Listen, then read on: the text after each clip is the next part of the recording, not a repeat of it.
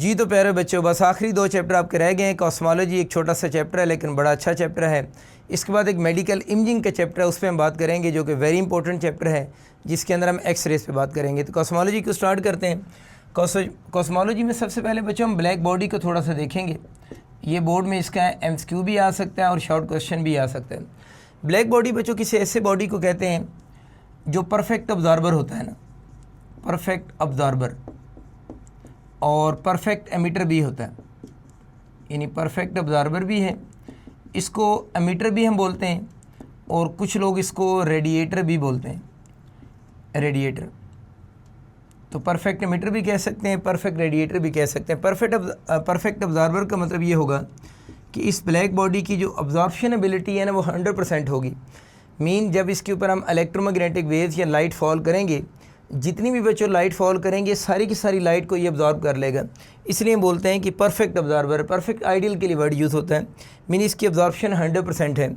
जब हम इसको हीट देंगे तो हीट करने पे ये एमिटर की तरह बिहेव करेगा, यानी जो रेडिएशन इसने अब्जॉर्ब की थी वो रेडिएशन एमिट करेगा in the form of electromagnetic waves. तो जब हम इसको हीट देंगे तो एमिटर की तरह बिहेव करेगा, और इसकी एमिशन एबिलिटी भी 100% होती है। इसका बड़ा कॉमन MCQ ऑलरेडी हमारे बोर्ड में भी आ चुका है कि जो ब्लैक बॉडी होता है उसकी अब्जॉर्प्शन कितनी होगी। तो उसके ऑप्शन इस तरह थे कि which of the following is correct for the absorption of black body. Option 1 था, ऑप्शन में 100 लिखा हुआ था, ऑप्शन में 200 भी था, और ऑप्शन में नन ऑफ दिस का ऑप्शन भी था। अब अक्सर बच्चों को लगता है सर 100% था तो वो नन चूज़ कर लेते हैं, या कुछ बच्चे 100% की जगह 100 चूज़ कर लेते हैं। तो इसका आंसर ए ऑप्शन होगा, क्योंकि 100% को अगर हम सॉल्व करो ना बच्चों, तो 100% को अगर हम सॉल्व करते हैं 100 वैसे ही आ जाएगा। इस परसेंटेज की वैल्यू पुट करें तो परसेंटेज की वैल्यू तो 1/100 होती है, परसेंटेज की वैल्यू 1/100 होती है, तो इससे कैंसिल होकर आंसर 1 आ जाता है। तो बड़ा अच्छा MCQ बन सकता है कि इसकी अब्जॉर्प्शन पूछे वो भी 100% या 1 हम कहेंगे। मैं इसको 1 लिख देता हूँ। या अगर इसकी एमिशन की बात करता है कि ये इसकी एमिशन एबिलिटी कितनी है, वो भी 1 या 100% होगी। तो 100 सिर्फ चूज़ नहीं करना, या 1 चूज़ करें या आप 100% चूज़ करें। अभी आपको आइडिया हो गया है कि 100% किसकी इक्वल होता है, 1 की इक्वल होता है। तो ये एक आइडियल बॉडी है जिसके ऊपर जितनी भी रेडिएशन फॉल करेंगी एब्जॉर्ब भी करेगा, और जब हीट देंगे एमिट भी करेगा। रियल बॉडीज ऐसा नहीं करते। रियल बॉडीज़ क्या करते हैं, जब उनके ऊपर रेडिएशन फॉल करती हैं तो उनमें से कुछ रेडिएशंस को तो अब्जॉर्ब कर लेते हैं, लेकिन बाकी रेडिएशंस को वो रिफ्लेक्ट कर देते हैं ना। तो इसकी जहाँ तक रिफ्लेक्शन की बात है ना, तो जो आइडियल ब्लैक बॉडी जिसकी हम बात कर रहे हैं उसकी जो रिफ्लेक्शन एबिलिटी होती है ना, यानी लाइट को वापस रिफ्लेक्ट करने की एबिलिटी, तो उसकी रिफ्लेक्शन 0 होती है। ये बातें आप लोगों ने थोड़ी सी याद रखनी है। मैं थोड़ी सी बात जब ब्लैक बॉडी को डिज़ाइन किया जाता है उस पर भी कर देता हूँ। हमारी बुक में तो उसकी डिस्कशन नहीं है, लेकिन आप सभी को थोड़ा बहुत आइडिया होना चाहिए कि ब्लैक बॉडी को डिज़ाइन कैसे किया जाता है। बच्चों, ब्लैक बॉडी बनाने के लिए हम किसी भी एक सॉलिड ऑब्जेक्ट के अंदर, फ़र्ज़ करें आपका एक सॉलिड बॉडी था, उस सॉलिड बॉडी के अंदर आप लोगों ने एक छोटी सी कैविटी क्रिएट कर दी। कैविटी समझ आ गया ना, कि यहाँ से आप लोगों ने एक छोटा सा होल बनाया और यहाँ से मटेरियल को बाहर निकालते गए तो इसके अंदर एक कैविटी जनरेट होगी। अब वो कहते हैं कि अगर इस कैविटी की जो इनर वॉल्स हैं ना, इस कैविटी की जो इनर वॉल्स हैं, इन इनर वॉल्स की बच्चों हम कोटिंग करते हैं। इन इनर वॉल्स की कोटिंग हो रही होती है सूट ब्लैक से ना। सूट ब्लैक बेसिकली हम बोलते हैं प्योर कार्बन को ना। प्योर कार्बन कहाँ से मिलेगा, हर घर में प्योर कार्बन है। ये जो बच्चे तवा है ना जिस पे रोटियां बनाते हैं, उसकी ब्लैक साइड पे जो ब्लैक कलर का पाउडर, बैक साइड पे जो ब्लैक कलर का पाउडर लगा होता है ना, वही प्योर कार्बन होता है, उसी को हम सूट ब्लैक कहते हैं। तो इसकी इनर वॉल्स की कोटिंग सूट ब्लैक से की जाती है। अब इंटरेस्टिंग चीज़ ये है, अगर आपसे पूछे ना सूट ब्लैक की प्रॉपर्टीज़ बताएं, तो सूट ब्लैक के बारे में हम कहते हैं ये गुड ऑब्जॉर्बर है, गुड ऑब्जॉर्बर है, और बैड रिफ्लेक्टर है, बैड रिफ्लेक्टर है। तो अब अक्सर बच्चे कहते हैं सर अभी तो आप कह रहे थे परफेक्ट ऑब्जर्वर है। परफेक्ट आइडियल के लिए वर्ड यूज़ होता है। Good observer mean real word है कि इसकी ऑब्जॉर्प्शन बड़ी अच्छी है। तो बिल्कुल ऐसे ही है कि ब्लैक बॉडी जो है उसकी इनर वॉल्स की कोटिंग जिस मटेरियल की जाती है, अगर उस मटेरियल की प्रॉपर्टीज़ पूछे तो आपने यही कहना है गुड ऑब्जर्वर और बैड रिफ्लेक्टर होगा। अब अगला क्वेश्चन आपके माइंड में आ रहा होगा, सर अगर ये गुड ऑब्जर्वर मटेरियल है तो फिर ये परफेक्ट ऑब्जर्वर कैसे होगा। आए आपको समझाता हूँ। आप यूँ सोचें कि लेट से इसकी इनर वॉल्स की कोटिंग तो होगी। अब यहाँ से यूँ सोचें कि आप लोगों के पास यहाँ से कोई रेडिएशन इंटर हुई है, ये रेडिएशन यहाँ से लेट से इंटर हुई है इस ब्लैक बॉडी के अंदर इस स्मॉल होल के थ्रू। अब जब रेडिएशन ने यहाँ पर आकर स्ट्राइक की है तो उसकी मैक्सिमम एनर्जी बच्चों यहाँ पर ऑब्जॉर्व हुई होगी। क्या हुआ, यहाँ से लाइट रिफ्लेक्ट होगी, यानी उसकी एनर्जी ऑब्जॉर्व हो चुकी है, लेकिन यहाँ से लाइट रिफ्लेक्ट हुई। तो क्या हुआ, एनर्जी अब्जॉर्ब हुई, कुछ लाइट की एनर्जी जो बची वो रिफ्लेक्ट होगी, दोबारा यहाँ से लाइट रिफ्लेक्ट हुई, इस तरफ आ गई, फिर इस तरफ चली गई। तो आपको आइडिया हो गया होगा कि जब कोई रेडिएशन इस ब्लैक बॉडी के अंदर इंटर होती है तो वो रेडिएशन असल में ट्रैप हो जाती है, और ट्रैप होने के बाद वो सडन अब्जॉर्ब नहीं होती, बल्कि वो लाइट जो होगी ना, यहाँ साइड पे लिख लें अपने पास, लाइट अब्जॉर्ब होगी आफ्टर मल्टीपल रिफ्लेक्शंस, यानी लाइट अब्जॉर्ब तो होती है लेकिन लाइट अब्जॉर्ब होती है आफ्टर मल्टीपल रिफ्लेक्शंस। तो ऐसे बॉडी को बच्चों हम किसका नाम दे रहे होते हैं, ब्लैक बॉडी का नाम दे रहे होते हैं। अब हम आते हैं इस ब्लैक बॉडी की प्रॉपर्टीज़ के ऊपर। ये जो मैंने आपके सामने एक डायग्राम ड्रॉ की है ना, इस डायग्राम को देख से आप जल्दी से नोट कर लेना, मैं फिर इसको मिटाता हूँ। जल्दी से नोट कर लिए, मैं मिटाने लगा हूँ इसको। देखिए जब हम इसकी प्रॉपर्टीज़ के ऊपर आएंगे ना, तो ये जो बोर्ड पर डायग्राम बनी हुई है ना, इस डायग्राम को हम बोलते हैं intensity distribution diagram. This diagram is named as intensity distribution diagram. अगर मैं इस इंटेंसिटी डिस्ट्रीब्यूशन डायग्राम को डिफ़ाइन करूँ ना, तो intensity distribution diagram basically graph होता है बिटवीन इंटेंसिटी एंड वेवलेंथ। इन इंटेंसिटी डिस्ट्रीब्यूशन डायग्राम ग्राफ है बिटवीन इंटेंसिटी एंड वेवलेंथ के दरम्यान में ग्राफ है। इंटेंसिटी और वेवलेंथ किस चीज़ की है, ये ब्लैक बॉडी की दोनों है ना, ब्लैक बॉडी की इंटेंसिटी और ब्लैक बॉडी की वेवलेंथ है। इस बात को आप यूँ समझें कि फ़र्ज़ करें आपका ये एक ब्लैक बॉडी है और इस ब्लैक बॉडी को, ये आपका ब्लैक बॉडी है। अब इस ब्लैक बॉडी को आप हीट प्रोवाइड कर रहे हैं ना, जब आप हीट देंगे तो उससे इस ब्लैक बॉडी का टेम्परेचर क्या करेगा, इंक्रीज़ करेगा, और टेम्परेचर की वजह से ये ब्लैक बॉडी रेडिएशन इमिट करेगा। आपने ब्लैक बॉडी को हीट दी, ब्लैक बॉडी का टेम्परेचर इंक्रीज़ हुआ, ये मैं मिटाने लगा हूँ। तो टेम्परेचर इंक्रीज़ होने की वजह से ब्लैक बॉडी से रेडिएशन इमिट हो रही है। एक छोटी चीज़ और आप लोगों ने याद रखनी है कि ब्लैक बॉडी से जो रेडिएशन इमिट होती हैं, उन रेडिएशंस को हम नाम देते हैं ब्लैक बॉडी रेडिएशंस। तो अगर आपके एम्स क्यों होता है ना, black body radiations depend on, कि ब्लैक बॉडी रेडिएशन किस चीज़ पे डिपेंड करती हैं, तो आपने याद रखना है black body radiations depend on temperature of body. आगे ओनली का वर्ड भी लिख लेना कि जो ब्लैक बॉडी रेडिएशन होती हैं दे mainly depend on the temperature of body. ये उस ब्लैक बॉडी के टेम्परेचर पे ब्लैक बॉडी रेडिएशन डिपेंड कर रही होती हैं। अगर टेम्परेचर के साथ साथ में एक ऑप्शन मटेरियल ऑफ बॉडी लिखा हो ना, मटेरियल ऑफ ब्लैक बॉडी भी हो और ऑप्शन बोथ भी हो, तो फिर आप बोथ चूज़ कर सकते हैं। लेकिन टेम्परेचर और मटेरियल के दरमियान में अगर बोथ का ऑप्शन ना हो तो फिर आप लोगों ने ऑलवेज़ प्रेफर किसको करना है, टेम्परेचर को ही प्रेफर करना है। तो हम ये कहते हैं कि ब्लैक बॉडी से जो रेडिएशन इमिट हो रही होती हैं उनकी जो प्रॉपर्टीज़ हैं वो डिपेंड करेंगी किस चीज़ पे, टेम्परेचर पे उनकी प्रॉपर्टीज़ डिपेंड करेंगी। अब दो साइंटिस्ट हैं, एक का नाम बच्चों लूमर है और दूसरे का नाम जो है वो प्रिंगशिम है। प्रिंगशिम, राइटिंग तो आपको मेरी समझ आ रही होगी, गुलाबी सी राइटिंग भी है।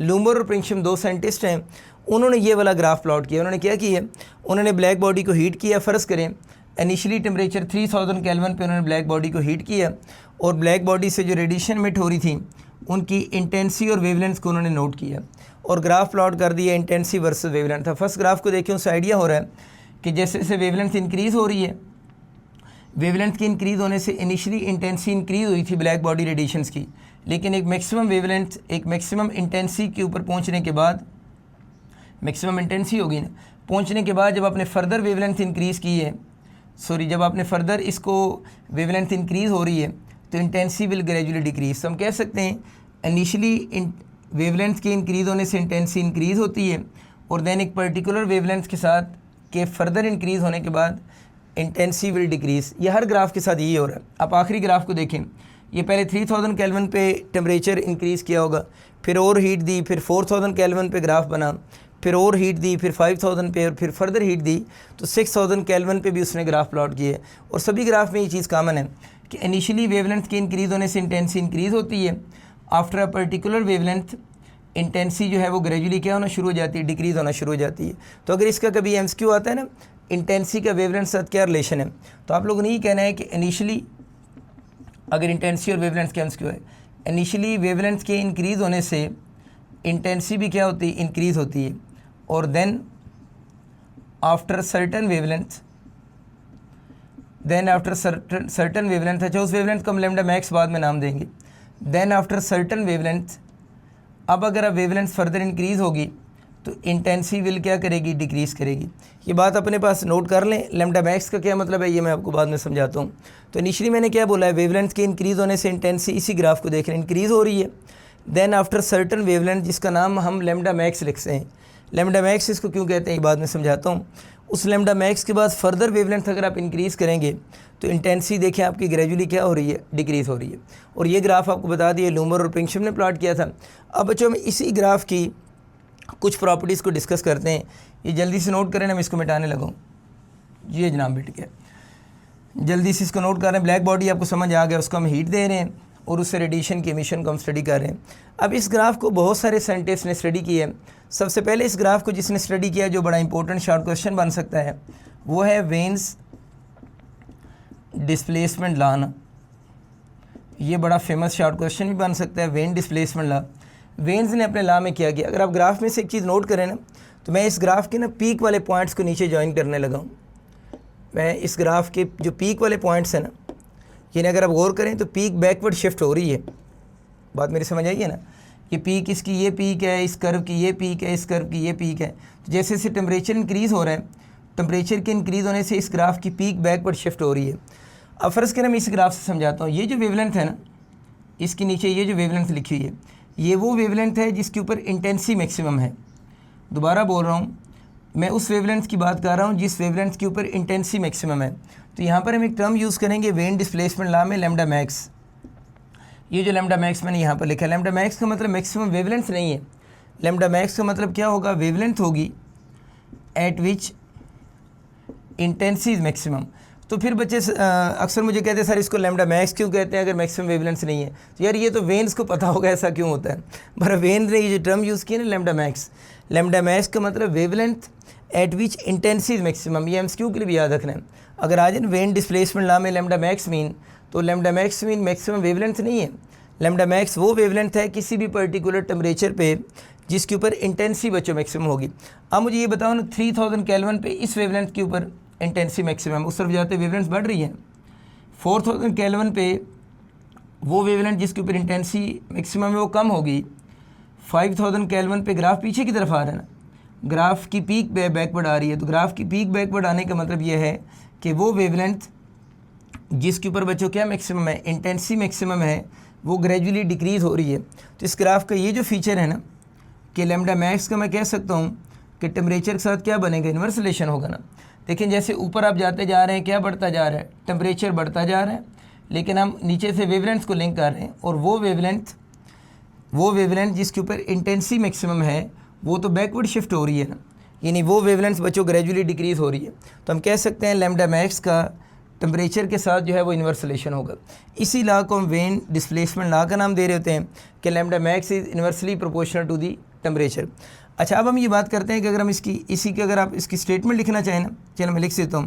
तो हम इसकी यूँ स्टेटमेंट लिख रहे होते हैं शॉर्ट क्वेश्चन में कि the wavelength at which intensity maximum, the wavelength at which intensity maximum is inversely proportional to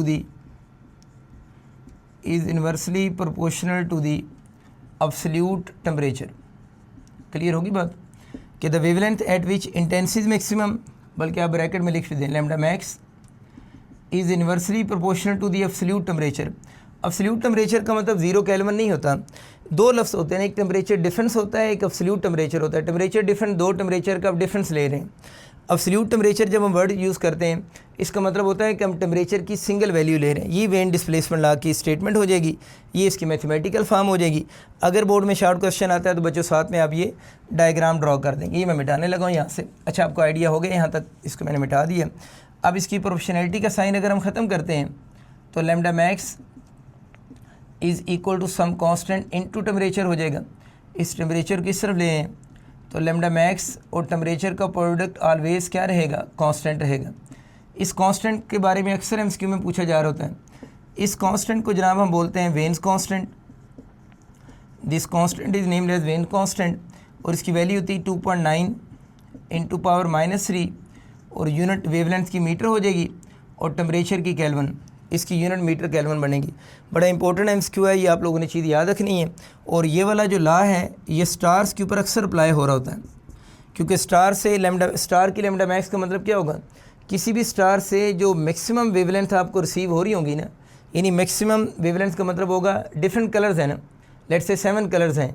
अब किसी स्टार से फ़र्ज़ करें येलो कलर की ज़्यादा वेवलेंथ आ रही है, तो हम बोलेंगे येलो कलर जो है उसकी वेवलेंथ को हम लैम्डा मैक्स का नाम देंगे। तो किसी भी स्टार का टेम्परेचर हम इसी लॉ की मदद से फाइंड आउट करते हैं। ये बात ये लिख लें अपने पास कि किसी भी स्टार का टेम्परेचर किस लॉ से फाइंड आउट किया जाता है, वेन डिस्प्लेसमेंट लॉ से। यहाँ पर आप लोग लैम्डा मैक्स पुट करते हैं। लैम्डा मैक्स क्या होगा, उस स्टार से डिफरेंट कलर्स आ रहे हैं, हम उस कलर की वेवलेंथ यहाँ पर पुट करेंगे जिसकी मैक्सिमम वेवलेंथ, यानी जिसकी ज़्यादा वेवलेंथ आपको रिसीव हो रही होंगी, उस कलर की वेवलेंथ यहाँ पुट करेंगे।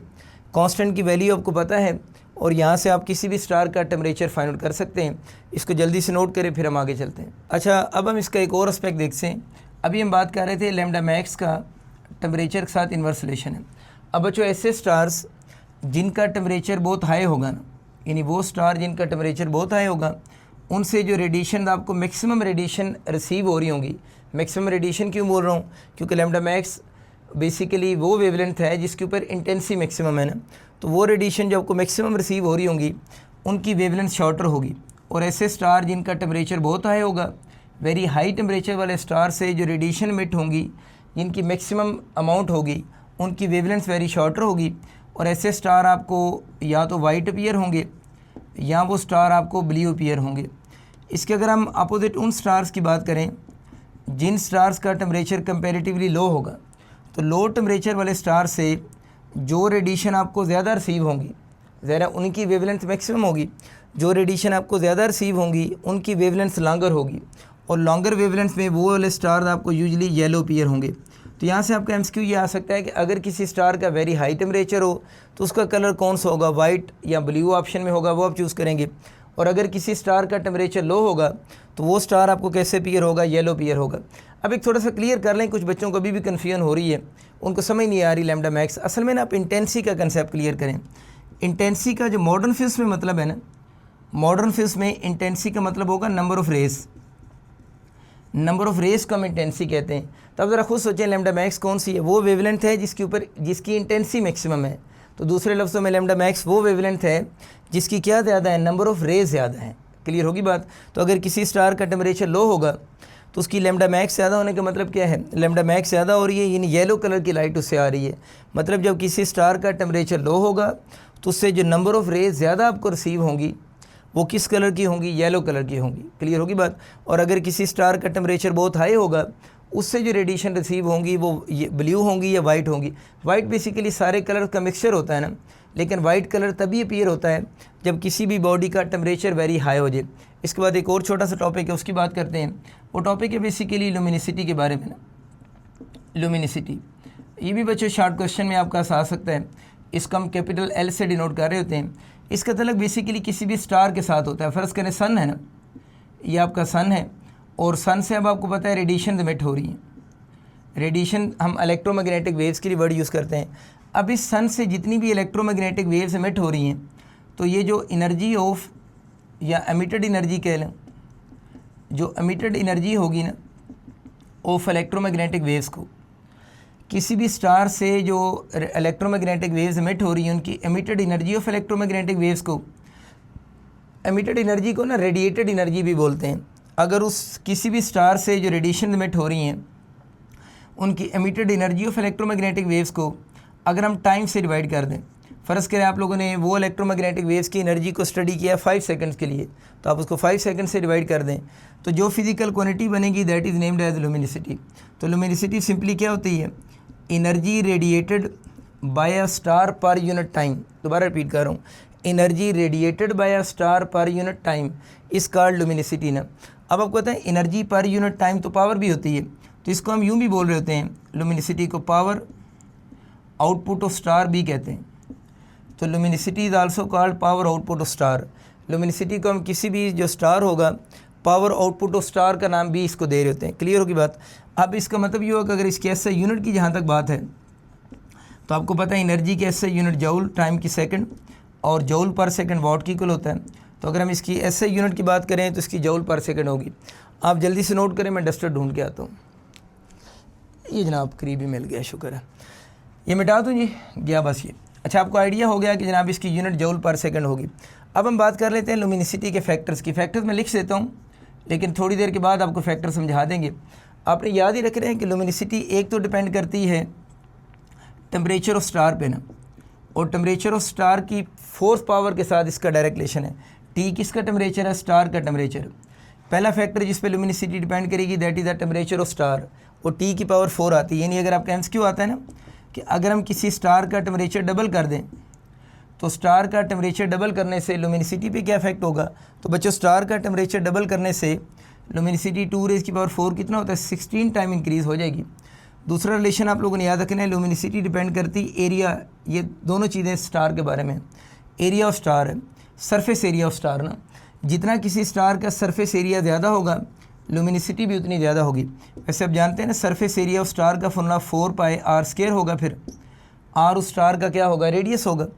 यानी ये सन है ना, तो इसका सरफेस एरिया अगर ए है तो इसका रेडियस आर होगा। तो अगर इस लुमिनिसिटी को रेडियस ऑफ स्टार की फॉर्म में लिखूं तो लुमिनिसिटी का रेडियस ऑफ स्टार के साथ डायरेक्ट रिलेशन। अब अगर आपका एमसीक्यू आता है ना, स्टार का एरिया डबल करें लुमिनिसिटी डबल हो जाएगी, लेकिन स्टार का अगर आपका क्वेश्चन आता है रेडियस को डबल कर दें तो स्टार का रेडियस डबल कर देने से लुमिनिसिटी विल इंक्रीज़ 4 टाइम, फिर लुमिनिसिटी बच्चों 4 टाइम इंक्रीज़ हो जाएगी। बस यही बोर्ड में आप शॉर्ट क्वेश्चन लिखेंगे। Definition, energy radiated by a star per unit time लिखें जल्दी से। इसका लुमिनिसिटी फार्मूला, ये formula luminosity is also called लिखेंगे, power output of star unit ऐसे यूनिट हो जाएगी, फैक्टर लिखेंगे, शॉर्ट क्वेश्चन ख़त्म। गई लुमिनिसिटी, मिटाने लगा मैं। अच्छा जनाब, इसके साथ एक और बड़ा इंपॉर्टेंट शॉर्ट क्वेश्चन लिखा हुआ है, ये भी मिटा दूँ, बस गया अब ये भी। अच्छा, इसके साथ एक और शॉर्ट क्वेश्चन मैं कह रहा था आपसे लिखा हुआ है, वो बड़ा इंपॉर्टेंट लॉ है, उसको हम बोल रहे हैं Stefan's Boltzmann law. Stefan Boltzmann law हमारी बुक में जिस तरह लिखा हुआ है मैं उस तरह आपको समझाता हूँ, लेकिन बिल्कुल उस तरह नहीं समझा सकता क्योंकि उसने बिल्कुल ही इसको सही नहीं लिखा हुआ ना। लेकिन इस स्टीफन बोल्ट्जमैन लॉ ने लॉ के बारे में पंजाब की बुक में कुछ और कंसेप्ट भी लिखा हुआ है, वो आप साइड पे नोट कर लें। वो कंसेप्ट है इस एरिया अंडर दिस ग्राफ के बारे में ना, area under intensity distribution diagram, area under intensity distribution diagram के बारे में। तो याद रखना है, area under intensity distribution diagram जो होता है ना, that is equal to intensity होता है, इसको हम इंटेंसिटी बोल रहे हैं। और इंटेंसिटी का एक फार्मूला एनर्जी रेडिएटेड पर unit area per unit time भी होता है। यानी intensity is also called energy radiated. कौन रेडिएट कर रहा है? ब्लैक बॉडी, क्योंकि ये ग्राफ तो ब्लैक बॉडी का है। अच्छा, वैसे एक इंटरेस्टिंग बात है कि स्टार भी ब्लैक बॉडी है। सर स्टार कैसे ब्लैक बॉडी हो गया? देखिए मुझे बताएं, स्टार हाई टेम्परेचर पे होता है ना, और स्टार की एमिशन एबिलिटी वेरी हाई होती है, तो star is also consider a black body. ये अपने पास लिख भी लें कि स्टार्स भी आपके ब्लैक बॉडी होते हैं ना। तो स्टार का जब टेम्परेचर बहुत हाई होगा तो हम ई क्या होगा? एनर्जी रेडिएटेड पर यूनिट एरिया पर यूनिट क्या हो जाएगा? टाइम। तो ये भी याद रखना है, अगर आ जाए ना area under intensity distribution diagram किसकी इक्वल होगा? इंटेंसिटी की इक्वल होगा। तो कुछ बच्चे मुझे कहते सर आपने तो हमें ये सिखाया था कि एरिया जब भी किसी भी ग्राफ का निकालना हो उसकी एक्स एक्सिस की क्वांटिटी को वाई एक्सिस की क्वांटिटी से मल्टीप्लाई करें। ये पूरी बुक का रूल है ना, जब भी एरिया निकालना हो तो एक्स एक्सिस की क्वांटिटी को वाई एक्सिस से मल्टीप्लाई करेंगे। लेकिन यहाँ पर बच्चे कहते हैं सर आप इसको इससे मल्टीप्लाई करें तो आंसर में इंटेंसिटी तो नहीं आता। बिल्कुल आप सही सोच रहे हैं, असल में मसला मेरे में नहीं है, मसला बुक में है। बुक में उसने ग्राफ का एक्सिस रॉन्ग बनाया हुआ है। अगर क्रिटिकली बात करूं तो ये वाला एक्सिस जो है वो इंटेंसिटी का नहीं होना चाहिए, ये इंटेंसिटी पर यूनिट वेवलेंथ का ग्राफ है वर्सेस वेवलेंथ ग्राफ बनता है। तो अब अगर आप वही रूल अप्लाई करें, एरिया निकालने के लिए एक्स को वाई से मल्टीप्लाई करें तो एक्स एक्सिस का लॉन्ग क्या है? वेवलेंथ, और वाई एक्सिस का लॉन्ग क्या है? Intensity per unit wavelength. ये कैंसिल होकर आंसर क्या आ रहा है? इंटेंसिटी ही आ रहा है। तो सर अब हम बोर्ड में क्या प्लॉट करें? हम इंटेंसिटी प्लॉट करेंगे, इंटेंसिटी पर यूनिट वेवलेंथ। तो जनाब आप इंटेंसिटी ही प्लॉट करें। हाँ, अगर कभी आपका एमसीक्यू आ जाता है कि एरिया आपके पास इंटेंसिटी डिस्ट्रीब्यूशन डायग्राम के एक्सेस पूछता है, ये ग्राफ किसके दरम्यान में? इंटेंसिटी वर्सेस वेवलेंस भी ऑप्शन हो और intensity per unit wavelengths versus wavelengths भी हो, तो फिर आप इसको प्रेफर करेंगे। सर शुरू में तो आपने डेफिनेशन में लिखा था ग्राफ इंटेंसिटी वर्सेस वेवलेंस होता है, तो भाई मैंने बुक की वजह से लिखा है ना, बुक में ऐसे लिखा हुआ है, लेकिन जब MCQ आता है तो फिर आप लोगों ने बड़ा क्रिटिकली चीज़ों को सोचना होता है। अगर ये वाले ऑप्शन भी हों, intensity per unit wavelength versus wavelength भी हो, तो फिर आप इसको प्रेफर करेंगे। उम्मीद आपको ये कंसेप्ट समझ आ चुका होगा। ये वैसे इंटेंसिटी का फार्मूला भी होता है। इंटेंसिटी का फार्मूला होता है एनर्जी रेडिएटेड या एनर्जी एमिटेड पर unit area per unit time. अब आते हैं जनाब आपके स्टीफन बोल्ट्जमैन लॉ की तरफ। तो स्टीफन ने अपने लॉ में यही किया है। स्टीफन ने आप इंटेंसिटी कह लें या आप ये वाली क्वांटिटी कह लें, ये क्वांटिटी आप लोगों ने भी पढ़ी है, किसकी इक्वल है? एरिया की इक्वल है ना। जल्दी समझना कंसेप्ट। ये वाली क्वांटिटी किसको शो कर रही है? एरिया को। ये वाली क्वांटिटी किसको शो कर रही है? एरिया को। अब मुझे बताएं 3000 केल्विन के नीचे एरिया कम है ना, ग्राफ देखो ना ज़रा। 3000 केल्विन के नीचे थोड़ा सा एरिया आ रहा है, 4000 केल्विन के नीचे एरिया ज़्यादा हो गया। जब एरिया ज़्यादा हुआ है तो इसका मतलब ये वाली क्वांटिटी भी ज़्यादा हो रही है। 5000 केल्विन वाले ग्राफ के नीचे और एरिया ज़्यादा हो गया, एरिया ज़्यादा, ये क्वांटिटी भी ज़्यादा। 6000 केल्विन में और एरिया ज़्यादा हो गया, एरिया ज़्यादा, तो ये क्वांटिटी भी ज़्यादा। कहानी समझ आ गई होगी। अब मुझे बताओ, अगर मैं एरिया का और इस टेम्परेचर का रिलेशन बनाऊँ तो क्या होगा सर? डायरेक्ट होगा। बिल्कुल ठीक कह रहे हैं। एरिया जो टेम्परेचर बढ़ता जा रहा है, एरिया अंडर ग्राफ भी तो बढ़ता जा रहा है, तो एरिया का और टेम्परेचर का डायरेक्ट रिलेशन होगा। तो अब मुझे एरिया की बजाय अगर एरिया का इस क्वांटिटी के साथ कौन सा है सर? डायरेक्ट रिलेशन है, डायरेक्ट है ना। तो इसका भी टेम्परेचर के साथ फिर क्या होगा? डायरेक्ट ही होगा। तो यही हमें स्टीफन ने अपने लॉ में बताया था कि ब्लैक बॉडी के बारे में बातें हो रही। Energy radiated by black body per unit area per unit time is directly proportional to temperature. ये समझ आ गया ना? दोबारा समझे, एरिया के इस क्वांटिटी के साथ डायरेक्ट रिलेशन है, ये समझ आ गया। अब जो टेम्परेचर बढ़ता जा रहा है, एरिया बढ़ रहा है, कम हो रहा है, सर बढ़ रहा है। टेम्परेचर बढ़ने से एरिया बढ़ रहा है। देखो, टेम्परेचर बढ़ने से एरिया बढ़ रहा है, एरिया का इसके साथ डायरेक्ट रिलेशन है। जब एरिया बढ़ रहा है तो ये क्वांटिटी भी बढ़ रही है, तो इसका इसके साथ कौन सा होगा? अब सर समझ आ गई, डायरेक्ट रिलेशन होगा। तो energy per unit area per unit time का टेम्परेचर के साथ डायरेक्ट रिलेशन है। लेकिन जनाब स्टीफन ने इसके ऊपर पावर 4 लगा दी है। सर ये कैसे 4 आई है? देखिए, जो पावर्स होती हैं ना, ये तो साइंटिस्ट जब एक्सपेरिमेंट्स कर रहे होते हैं, वो एक्सपेरिमेंट डिसाइड करते हैं कि उस रिलेशन में अंडर के साथ प्रोपोर्शनल होगा, टी के साथ होगा, टी के स्क्वायर के साथ होगा, क्यूब के साथ होगा। हम यहाँ से सिर्फ ये चीज़ चेक कर सकते हैं कि रिलेशन डायरेक्ट होगा या इन्वर्स होगा।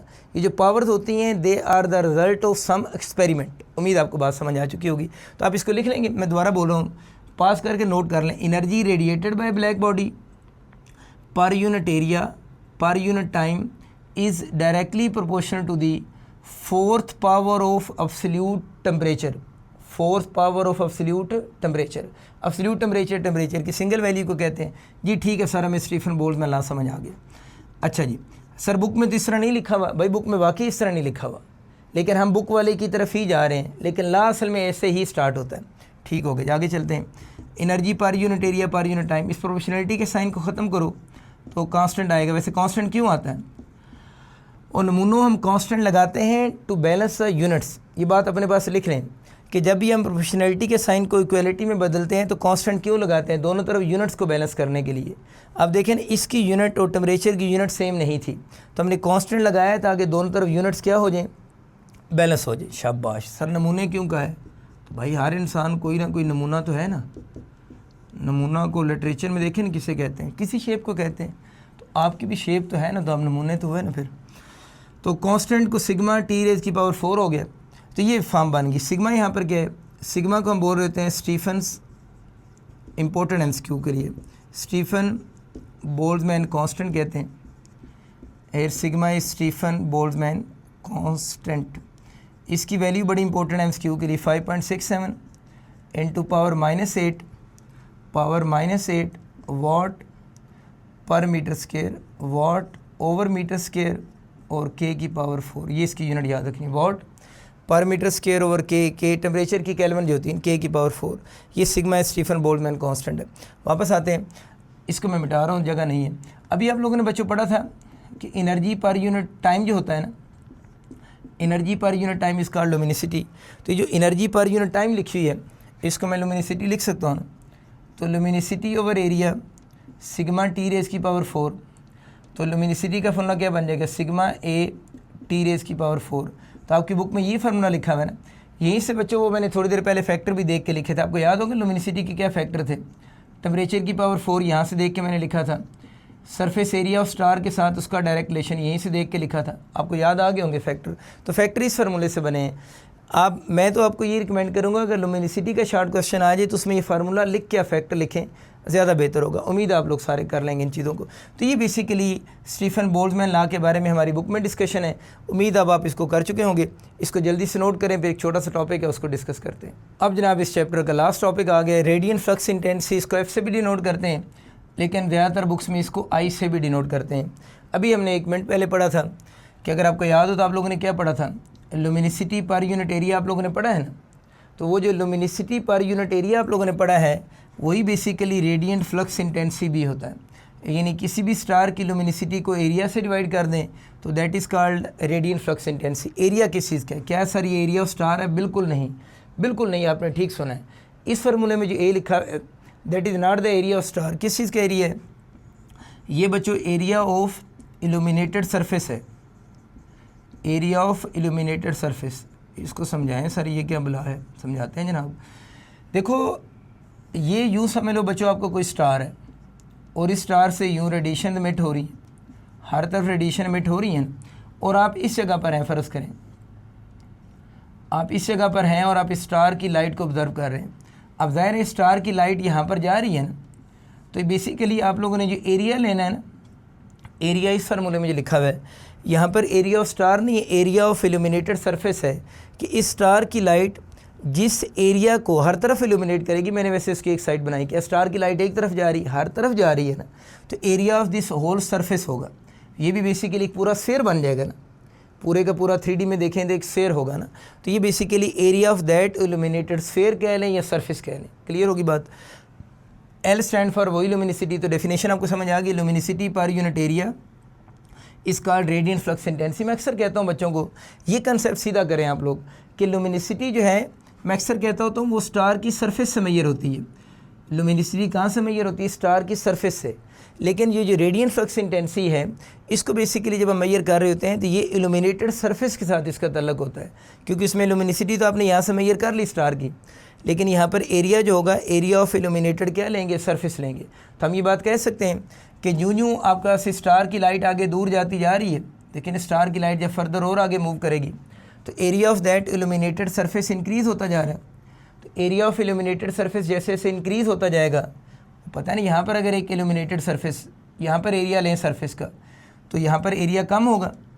एरिया कम होगा तो आपका जो आप दूर जाते जा रहे हैं इसका एरिया कम हो रहा है ना, तो एरिया कम होने से क्या होगा? रेडियंट फ्लक्स इंटेंसिटी ज़्यादा होगी। लेकिन जैसे जैसे स्टार से आप अवे जा रहे हैं तो स्टार से अवे जाने से एरिया ऑफ इल्यूमिनेटेड सरफेस बढ़ रहा है, तो बच्चों रेडियंट फ्लक्स इंटेंसिटी ग्रेजुअली कम होती जा रही है। उम्मीद आपको कंसेप्ट समझ आ चुका होगा। एरिया ऑफ इल्यूमिनेटेड सरफेस मैंने बोला ना ये स्फेरिकल शेप की होती है, तो किसी भी स्फेरिकल बॉडी का जो सरफेस एरिया होता है वो तो pi r square 4 pi r square होता है। क्लियर होगी बात। अब बच्चों बात ये हो रही है कि फ़र्ज़ करें ये अर्थ है ना, आप अर्थ के ऊपर किसी भी स्टार से आने वाली लाइट को ऑब्ज़र्व कर रहे हैं और इस स्टार से अर्थ का जो डिस्टेंस है ना, इस स्टार से जो अर्थ का डिस्टेंस है वो डी की इक्वल है। वैसे उसने सिंबल डी यूज़ की है, तो अगर इसी फार्मूले का हम जनरल फार्मूला लिखें तो L/4 पाई आर स्क्वायर हो जाएगा, जो आर यहाँ पर किसी भी इल्यूमिनेटेड सरफेस का रेडियस है।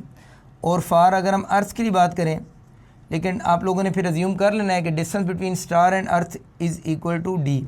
तो अगर अर्थ की बात करें तो ये formula F/L/4 pi D square की इक्वल हो जाएगा। उम्मीद आपको बात समझ आ चुकी होगी। क्लियर सानों को? शॉर्ट क्वेश्चन में हम इतनी बातें लिखते हैं, एक आधी बात और भी ऐड करेंगे। हमें यहाँ से नज़र आ रहा है कि जो रेडियंट फ्लक्स इंटेंसिटी है ना, आर यहाँ पर क्या चीज़ है? Radius of that illuminated surface, उसका आर के स्क्वायर के साथ इन्वर्स रिलेशन है। इसका मतलब ये हुआ कि हम कह सकते हैं जो रेडियंट फ्लक्स इंटेंसिटी है ना, radiant flux intensity obeys inverse square law. ये बुक में इस लाइन लिखी हुई है।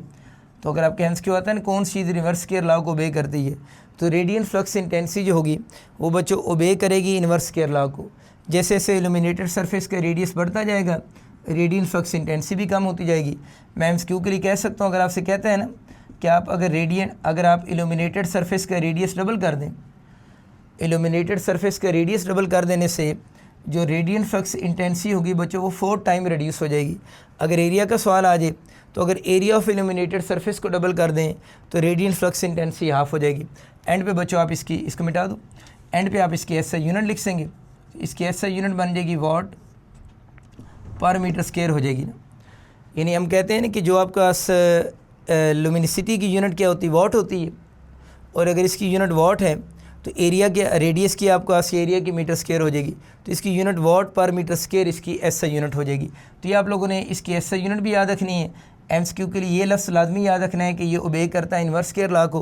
कुछ लोग ये भी कह रहे होते हैं, वो भी आप लिख लें अपने पास, कि जो रेडियन फ्लक्स इंटेंसिटी है ना, इसका ब्राइटनेस के साथ डायरेक्ट रिलेशन होता है। तो बिल्कुल ठीक है, हम कह सकते हैं कि बेसिकली जितनी किसी स्टार की रेडियन फ्लक्स इंटेंसिटी ज़्यादा होगी उतनी उस स्टार की ब्राइटनेस भी ज़्यादा होगी।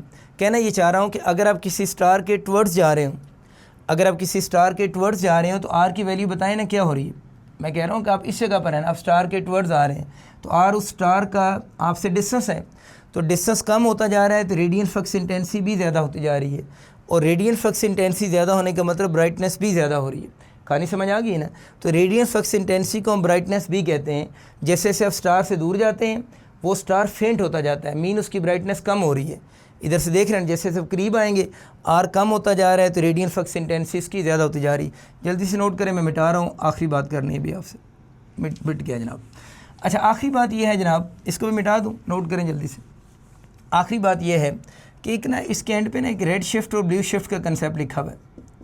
इसके बाद वो कैंडल वगैरह वाले टॉपिक्स हैं वो हमारे कोर्स में नहीं है, वो आप लोगों ने छोड़ देने हैं। एक रेड शिफ्ट का कंसेप्ट है और ब्लू शिफ्ट का कंसेप्ट है। अच्छा, रेड शिफ्ट और ब्लू शिफ्ट का वही कंसेप्ट है जो फर्स्ट ईयर में आप लोगों ने डॉपलर इफेक्ट में पढ़ा था, तो कोई कंफ्यूज होने की ज़रूरत नहीं है, वही सेम कंसेप्ट अपना माइंड में रखें। मैं जल्दी से आपको वो डॉपलर इफेक्ट वाली बात रिवाइज़ करवा देता हूँ। फ़र्ज़ करें ये अर्थ है और जनाब आप अर्थ के ऊपर किसी स्टार को देख रहे हैं, ये जनाब आप हैं। अब आप किसी स्टार को देख रहे हैं, दो ही पॉसिबिलिटीज़ हैं। अगेन अर्थ बना देता हूँ, ये आप हैं जनाब और ये कोई स्टार है। एक पॉसिबिलिटी होती है कि आप जिस स्टार को ऑब्ज़र्व कर रहे हैं वो स्टार अगर आपसे अवे मोशन कर हो, यानी स्टार इज़ मूविंग अवे, कि जिस स्टार को आप देख रहे हैं वो स्टार अगर आपसे अवे मूव कर रहा है, अगर वो वाला स्टार आपसे अवे मूव कर रहा है तो वे मोशन में क्या होगा, ये स्टार खुद सोर्स ऑफ लाइट है ना, तो आप जानते हैं वेवलेंथ का और फ्रीक्वेंसी का आपस में इन्वर्स रिलेशन होता है। अब आप लोगों ने डॉपलर इफेक्ट में पढ़ा था कि अगर कोई ऑब्जेक्ट जो वेव्स जनरेट कर रहा हो, अगर उसकी अवे मोशन होगी तो अवे मोशन में wavelength will increase and frequency will decrease. तो पहले आपका एमसीक्यू आ सकता है कि अगर कोई स्टार अवे मोशन कर रहा हो तो उस स्टार से जो रेडिएशन आप रिसीव कर रहे हैं, ये जो पर्सन रेडिएशन रिसीव कर रहा है, क्योंकि इस पर्सन के रिस्पेक्ट से स्टार अवे मूव कर रहा है, तो वेवलेंथ क्या होगी, इंक्रीज़। फ्रीक्वेंसी पूछेगा तब बोलोगे डिक्रीज़ होगी। विजिबल लाइट से वाकफ़ है ना सारे, विब गायर होती है, विब गायर विजिबल लाइट होती है, यानी वायलेट से रेड की तरफ जाते हैं वेवलेंथ इंक्रीज़ करती है। लॉन्गर वेवलेंथ में जो कलर डोमिनेट करता है वो रेड है, और शॉर्टर वेवलेंथ में जो कलर डोमिनेट करता है वो ब्लू है। डोमिनेट का मतलब क्या होता है, असल में येलो, ऑरेंज और रेड अगर इकट्ठे होना तो कलर आपको रेड अपीयर होगा, वायलेट, इंडिगो और ब्लू इकट्ठे हो तो कलर आपको ब्लू अपीयर होगा।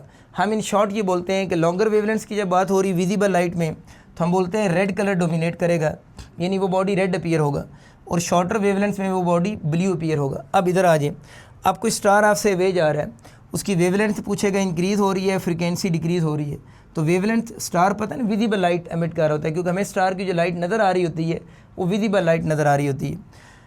तो क्या स्टार विजिबल लाइट इमिट करता है? नहीं, मैं ये नहीं कह रहा कि स्टार सिर्फ विजिबल लाइट इमिट करता है, स्टार से बाकी इंफ्रारेड भी इमिट हो रही होती हैं और थोड़ी बहुत अल्ट्रा वायलेट रेडिएशन भी इमिट होती है। लेकिन मैं यहाँ पर जो बात कर रहा हूँ रेड शिफ्ट और ब्लू शिफ्ट में, तो हम इससे वो वाले स्पेक्ट्रम की बात कर रहे हैं जो विजिबल रीजन में लाई करता है। ये बात ना लिख लें अपने पास, ये नहीं कि स्टार सिर्फ विजिबल लाइट देता है। कौन कौन सी देता है? इंफ्रारेड भी, और कुछ पोर्शन यूवी का भी होता है। हम पढ़ते हैं ना कि सन से जो यूवी आती है उनको ओजोन लेयर अब्जॉर्ब करती है, तो सन से आती है ना यूवी, तो तभी तो उनको ओजोन लेयर अब्जॉर्ब करती है। उम्मीद है बात समझ आ गई आपको। ठीक, आगे चलें। अच्छा, अब बात हो रही थी कि स्टार अगर अवे जा रहा है तो विजिबल लाइट की वेवलेंथ में वो कलर अपीयर होगा जिसकी वेवलेंथ लॉन्गर होगी, और लॉन्गर वेवलेंथ में से कौन सा कलर है? रेड कलर है, तो हम बोलेंगे स्टार अपीयर रेड। जो स्टार होगा आपको अपीयर होगा रेड। इसी कंसेप्ट को बोलते हैं रेड शिफ्ट, यानी स्टार जब आपसे अवे जा रहा होगा स्टार अपीयर रेड होगा। This concept is called red shift. उम्मीद आपको समझ आ गई। अब जनाब बात करते हैं कि अगर स्टार की अवे मोशन ना हो, अगर स्टार टुवर्ड्स मोशन कर रहा हो ना, star is moving towards you, बच जाना कि स्टार आपको जला ही ना दे, क्या ख्याल है? अगर star is moving towards you हो ना, अगर ये स्टार आपकी तरफ आ रहा है, तो इस केस में आप ज़रा देखें वेवलेंथ और फ्रीक्वेंसी का इन्वर्स रिलेशन है, तो अब स्टार खुद सोर्स है ना, और डॉपलर इफेक्ट में ये है कि अगर सोर्स आपकी तरफ आ रहा हो तो वेवलेंथ विल क्या होगी? डिक्रीज़, और फ्रीक्वेंसी विल इंक्रीज़ होगी। और शॉर्टर वेवलेंथ्स में कौन सा कलर डोमिनेट करता है? Blue colour. तो हम बोलेंगे star appear blue, star appear blue, and this concept is called blue shift. इस कंसेप्ट को हम बोलते हैं ब्लू शिफ्ट। आपका चैप्टर ख़त्म। जी जनाब, आखिरकार हम आखिरी चैप्टर पे पहुंच चुके हैं, चैप्टर नंबर 25 जो कि मेडिकल इमेजिंग के बारे में। इसके शुरू में एक शॉर्ट क्वेश्चन है और उसके बाद बड़ा इंपॉर्टेंट लॉन्ग क्वेश्चन एक्सरेज, जो कि एमसीक्यू शॉर्ट क्वेश्चन हर एस्पेक्ट से बड़ा इंपॉर्टेंट है। आए पहले पीजोइलेक्ट्रिक इफेक्ट पे बात कर लेते हैं। पीजोइलेक्ट्रिक इफेक्ट के लिए मैंने टाइम बचाने के लिए डायग्राम भी ड्रॉ कर दी है। तो पीजोइलेक्ट्रिक इफेक्ट है बेसिकली क्या चीज़? इसमें ये होता है कि अगर हम किसी भी मटेरियल के ऊपर, अगर आपके पास कोई भी मटेरियल है ना, उस मटेरियल के ऊपर जब आप मैकेनिकल स्ट्रेस अप्लाई करते हैं ना, यानी जब मैकेनिकल स्ट्रेस अप्लाई होती है, तो मैकेनिकल स्ट्रेस बुक में लिखा हुआ है जनरेट इलेक्ट्रिक चार्जेस। तो that mechanical stress generate electric charges, इसका आप ज़रा कंसेप्ट समझ लें। इसका क्या ये कंसेप्ट है? कुछ बच्चों को लगता है कि इस मैकेनिकल स्ट्रेस की वजह से उस मटेरियल पर नेट चार्ज आ जाएगा। नेट चार्ज नहीं आएगा। इसके मीनिंग क्या है वो हम ज़रा क्लियर करते हैं। बुक में बड़ा ये लिखा हुआ है कि पीजोइलेक्ट्रिक इफेक्ट क्या होता है? जब हम किसी भी मटेरियल के ऊपर मैकेनिकल स्ट्रेस अप्लाई करेंगे, बुक से आप डेफिनेशन रीड कर लीजिएगा, टाइम कम है। मैकेनिकल स्ट्रेस अप्लाई करेंगे तो that mechanical stress generate electric charges. इस कंसेप्ट को हम क्या बोलते हैं? पीजोइलेक्ट्रिक इफेक्ट कहते हैं। और जिन मटेरियल के अंदर ये वाला इफेक्ट पॉसिबल होता है, उन मटेरियल को मैंने उनके नाम भी लिख दिए हैं, उन मटेरियल को हम पीजोइलेक्ट्रिक मटेरियल कहते हैं। यानी this effect is called, effect क्या है कि जब किसी मटेरियल के ऊपर मैकेनिकल स्ट्रेस लगे तो it generate electric charges. This effect is called piezoelectric effect. और दोज मटेरियल जिनके अंदर ये इफेक्ट होता है उनको हम पीजोइलेक्ट्रिक मटेरियल कहते हैं। ये आप लोगों ने एमसीक्यू के लिए इनके नाम भी याद रखने हैं। इनमें से एक का नाम मैंने लिखा है लिथियम नायोबेट है, LiNbO3, लेड जिरकोनेट टाइटानेट है, और एक क्वार्ट्ज का मटेरियल है। अब होता असल में क्या है, इसको समझाने के लिए मैंने एक डायग्राम ड्रॉ की है। ये कोई सर्टन मटेरियल है जिसके अंदर ये पॉजिटिव चार्जेस हैं और ये नेगेटिव चार्जेस हैं। यहाँ पर आप ज़रा देखें तो पॉजिटिव और नेगेटिव चार्जेस का सेंटर कोइंसाइड कर रहा है। यानी ये मैं समझाना चाह रहा हूँ कि इन मटेरियल के अंदर फ़र्ज़ करें क्वार्ट्ज के अंदर ये काम हो रहा है एग्जांपल के तौर पर। तो अब इनमें से क्या हो रहा है कि पॉजिटिव और नेगेटिव चार्जेस सबका सेंटर, जहाँ मैंने डॉट लगाया ना, सबका सेंटर कोइंसाइड कर रहा है। किसका? पॉजिटिव और नेगेटिव चार्जेस का। अब होगा क्या, जब आप इस मटेरियल के ऊपर बच्चों सम मैकेनिकल स्ट्रेस अप्लाई करोगे, ये मैं मिटा रहा हूँ, जब इस मटेरियल के ऊपर आप मैकेनिकल स्ट्रेस अप्लाई करोगे तो इस मैकेनिकल स्ट्रेस अप्लाई होने के बाद होगा क्या? मैकेनिकल स्ट्रेस अप्लाई होने के बाद आप इनको सोचो, ये जो पॉजिटिव होगा ये इधर डाउनवर्ड शिफ्ट होगा ना, ये नेगेटिव किधर शिफ्ट होगा? अपवर्ड शिफ्ट होगा। ये नेगेटिव इस तरफ शिफ्ट हो जाएगा। क्लियर होगी बात ना? ये नेगेटिव भी आपका इधर शिफ्ट होगा, ये पॉजिटिव भी यूँ बाहर की तरफ शिफ्ट होगा, और ये पॉजिटिव भी यूँ बाहर की तरफ शिफ्ट हो रहा होगा। आप सिर्फ इन दो को फोकस कर लें, लेकिन डायग्राम में ये भी माइंड में रखेगा। क्या हो रहा है कि अब पॉजिटिव नीचे आ रहा है, नेगेटिव ऊपर जा रहा है, पॉजिटिव नीचे आ रहा है, नेगेटिव ऊपर जा रहा है। तो क्या होगा? नेगेटिव का सेंटर ऊपर चला जाएगा। मैं जगह कम में थोड़ा बड़ा करके बनाता हूँ। तो नेगेटिव का सेंटर ऊपर चला जाएगा और पॉजिटिव का सेंटर नीचे आ जाएगा। तो असल में ये होता है कि जब आप किसी भी मटेरियल के ऊपर मैकेनिकल स्ट्रेस अप्लाई करते हैं तो जो बुक में लिखा है इट जनरेट इलेक्ट्रिक चार्जेस। तो असल में हो ये रहा होता है, जब आप मैकेनिकल स्ट्रेस अप्लाई करते हैं तो बुक में एक और लफ्ज़ भी लिखा हुआ है कि यहाँ पर बेसिकली हुआ एक्चुअल में क्या है, तो यहाँ पर बच्चों शिफ्टिंग ऑफ चार्जेस हुई है। शिफ्टिंग ऑफ चार्जेस बुक में लफ्ज़ लिखा हुआ है। मुझे यूँ कहना चाहिए कि shifting of centre of charges हुआ है। इस डायग्राम के अकॉर्डिंग पॉजिटिव नेगेटिव का सेंटर किधर चला गया? ऊपर, और पॉजिटिव का सेंटर किधर आ गया? नीचे। ये जो शिफ्टिंग ऑफ चार्जेस हुई है ना, इसी को बुक में इसने लिखा हुआ है कि इट जनरेट इलेक्ट्रिक चार्ज। उम्मीद आपको कंसेप्ट समझ आ चुका होगा कि बेसिकली ये जो लिखा हुआ है ना कि पीजोइलेक्ट्रिक इफेक्ट क्या है, जब हम किसी भी मटेरियल के ऊपर, आसान सा कंसेप्ट है, मैकेनिकल स्ट्रेस लगाएंगे तो इलेक्ट्रिक चार्ज प्रोड्यूस होंगे। तो आपने कैसे लिखना है, जब हम किसी भी मटेरियल के ऊपर मैकेनिकल स्ट्रेस लगाएंगे तो शिफ्टिंग ऑफ चार्जेस होगी। या प्रॉपर कंसेप्ट क्या है? Shifting of centre of their charges होगा। तो नेगेटिव ऊपर शिफ्ट हो गया, पॉजिटिव थोड़ा नीचे शिफ्ट हो गया। ये देखिए नेगेटिव पॉजिटिव, ये सेंटर उनके पोजीशन शो हो रही है ना। तो अब हम ये बोलेंगे कि इस तरफ फ़र्ज़ करें मटेरियल है तो नेगेटिव चार्ज आ गया और इस पर पॉजिटिव चार्ज आ गया। ये इसके दरमियान में आप लोगों ने ये इनमें से कोई एक मटेरियल रखा हुआ है, यानी ये दो प्लेट्स जो हैं, ये मैं मिटा रहा हूँ, जगह नहीं है। तो यहाँ पर आप लोगों ने कोई पीजो इलेक्ट्रिक मटेरियल रखा हुआ है इन दोनों के दरमियान में। तो ये सर ये जो लाइन्स हैं ये क्या है? ये तो बेसिकली यार मेटल प्लेट्स हैं ना, कोई ये मेटल प्लेट्स हैं और इनके दरमियान में यूँ समझ लें कि आपने पीजो इलेक्ट्रिक मटेरियल रखा हुआ था, उसके अंदर ये वाला फिनोमेना हुआ, एक तरफ नेगेटिव आ गया, एक तरफ पॉजिटिव आ गया। कहानी आपको समझ आ गई। अब क्या होगा, जब ये चार्जेस सेपरेट हो जाएंगे तो हम कह सकते हैं ना कि इलेक्ट्रिक चार्ज जनरेट हुआ है, तो हम यूँ भी कह सकते हैं इलेक्ट्रिक फील्ड प्रोड्यूस होगा ना, इलेक्ट्रिक फील्ड प्रोड्यूस होगा जनाब इलेक्ट्रिक फील्ड प्रोड्यूस। देखें ना ये पॉजिटिव है और ये नेगेटिव है, इसके दरम्यान में इलेक्ट्रिक फील्ड प्रोड्यूस हो गया है ना। इलेक्ट्रिक फील्ड प्रोड्यूस होने से क्या होगा, पोटेंशियल डिफरेंस प्रोड्यूस होगा। तो ये सारी बातें आप बोर्ड में फिर लिखेंगे कि जब हम मैकेनिकल स्ट्रेस अप्लाई करेंगे, मैकेनिकल स्ट्रेस अप्लाई करने से इलेक्ट्रिक चार्जेस जनरेट होंगे, जिससे जनरेट का मतलब आपको मैंने क्लियर कर दिया है, इलेक्ट्रिक फील्ड प्रोड्यूस होगा और इलेक्ट्रिक फील्ड प्रोड्यूस होने से पोटेंशियल डिफरेंस प्रोड्यूस होगा। This effect is called piezo electric effect. Material का नाम लिखेंगे, ये वाली बात लिखेंगे, आपका ये शॉर्ट क्वेश्चन ख़त्म। अच्छा इसके साथ मिटा दूँ इसको, अच्छा इसको मिटा रहा हूँ। इसके साथ एक और कंसेप्ट है छोटा सा, वो है inverse piezo electric effect. Inverse piezo electric effect, उसमें क्या होता है, इन्वर्स पीजो इलेक्ट्रिक इफेक्ट में होता है कि जब आप कोई इलेक्ट्रिक सिग्नल देते हैं, जब आप इलेक्ट्रिक सिग्नल प्रोवाइड करते हैं टू ए मटेरियल, जब हम इलेक्ट्रिक सिग्नल प्रोवाइड करेंगे टू ए मटेरियल, ठीक है। टाइम कम है इसलिए इस तरह पढ़ा रहा हूँ, वरना तो हम जब रेगुलर सेशन में पढ़ेंगे तो बहुत एक एक चीज़ की बहुत डिटेल में जाएंगे इंशाल्लाह। तो इलेक्ट्रिक सिग्नल को जब हम किसी भी मटेरियल को इलेक्ट्रिक सिग्नल प्रोवाइड करेंगे टू ए मटेरियल, तो क्या होगा, उस इलेक्ट्रिक सिग्नल के प्रोवाइड करने से मैकेनिकल स्ट्रेस इज अप्लाइड या मैकेनिकल स्ट्रेस इज जनरेट आप कह सकते हैं। तो मैकेनिकल स्ट्रेस अप्लाई होगी मटेरियल के ऊपर, या एक मैकेनिकल स्ट्रेस जनरेट होगी जो उस मटेरियल के ऊपर फिर अप्लाई हो रही होगी।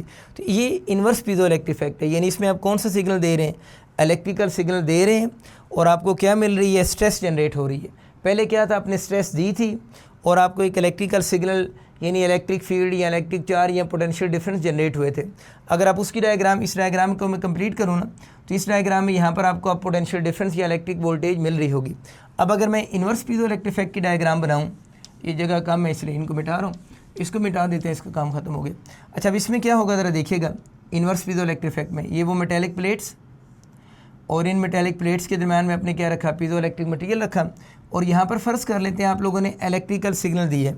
इलेक्ट्रिकल सिग्नल मीन आप लोगों ने, अक्सर लोग कहते हैं सर क्या इलेक्ट्रिक फील्ड प्रोवाइड करेंगे, तो इलेक्ट्रिकल सिग्नल का मतलब इलेक्ट्रिक फील्ड ही प्रोवाइड करना होता है ना। जब आप बैटरी लगाते हैं तो बैटरी क्या प्रोड्यूस करती है, पोटेंशियल डिफरेंस प्रोड्यूस करती है, कैसे, बाय जनरेटिंग इलेक्ट्रिक फील्ड। तो एक ही लफ्ज़ है, आप बोले आपने इलेक्ट्रिकल सिग्नल दिया है, आपने इलेक्ट्रिक फील्ड प्रोवाइड किया, आपने पोटेंशियल डिफरेंस दिया है, तीनों लफ्ज़ों के मीनिंग सेम है, ठीक हो गया जी। अच्छा अब उसको यूँ समझे कि फ़र्ज़ करें आप लोगों ने यूँ AC सिग्नल दी है, ये उसको पॉजिटिव हाफ साइकिल है, ये नेगेटिव हाफ साइकिल है। कंसेप्ट यूँ समझें कि ड्यूरिंग पॉजिटिव हाफ साइकिल ये जो मटेरियल होगा ना, ड्यूरिंग पॉजिटिव हाफ साइकिल इस मटेरियल के अंदर बच्चों कंप्रेशन प्रोड्यूस होगी, यानी ड्यूरिंग पॉजिटिव हाफ साइकिल इस मटेरियल के अंदर कंप्रेशन जनरेट होगी, और ड्यूरिंग नेगेटिव हाफ साइकिल इसके अंदर फिर एक्सपेंशन होगी, यानी इसके अंदर एक्सपेंशन होगी। पॉजिटिव हाफ साइकिल में अगर कंप्रेशन हो रही है तो नेगेटिव हाफ साइकिल में इसके अंदर क्या हो रही होगी, कंप्रेशन हो रही होगी। तो क्या हो रहा है कि आप लोगों ने इलेक्ट्रिकल सिग्नल दिया तो इस मटेरियल के अंदर मैकेनिकल स्ट्रेस जनरेट हो रही है ना, तो कभी ये कंप्रेस हो रहा है, कभी एक्सपैंड हो रहा है, कभी कंप्रेस हो रहा है, कभी एक्सपैंड हो रहा है। This effect is called inverse piezo electric effect. इस इफेक्ट को हम इन्वर्स पीजो इलेक्ट्रिक इफेक्ट कहते हैं।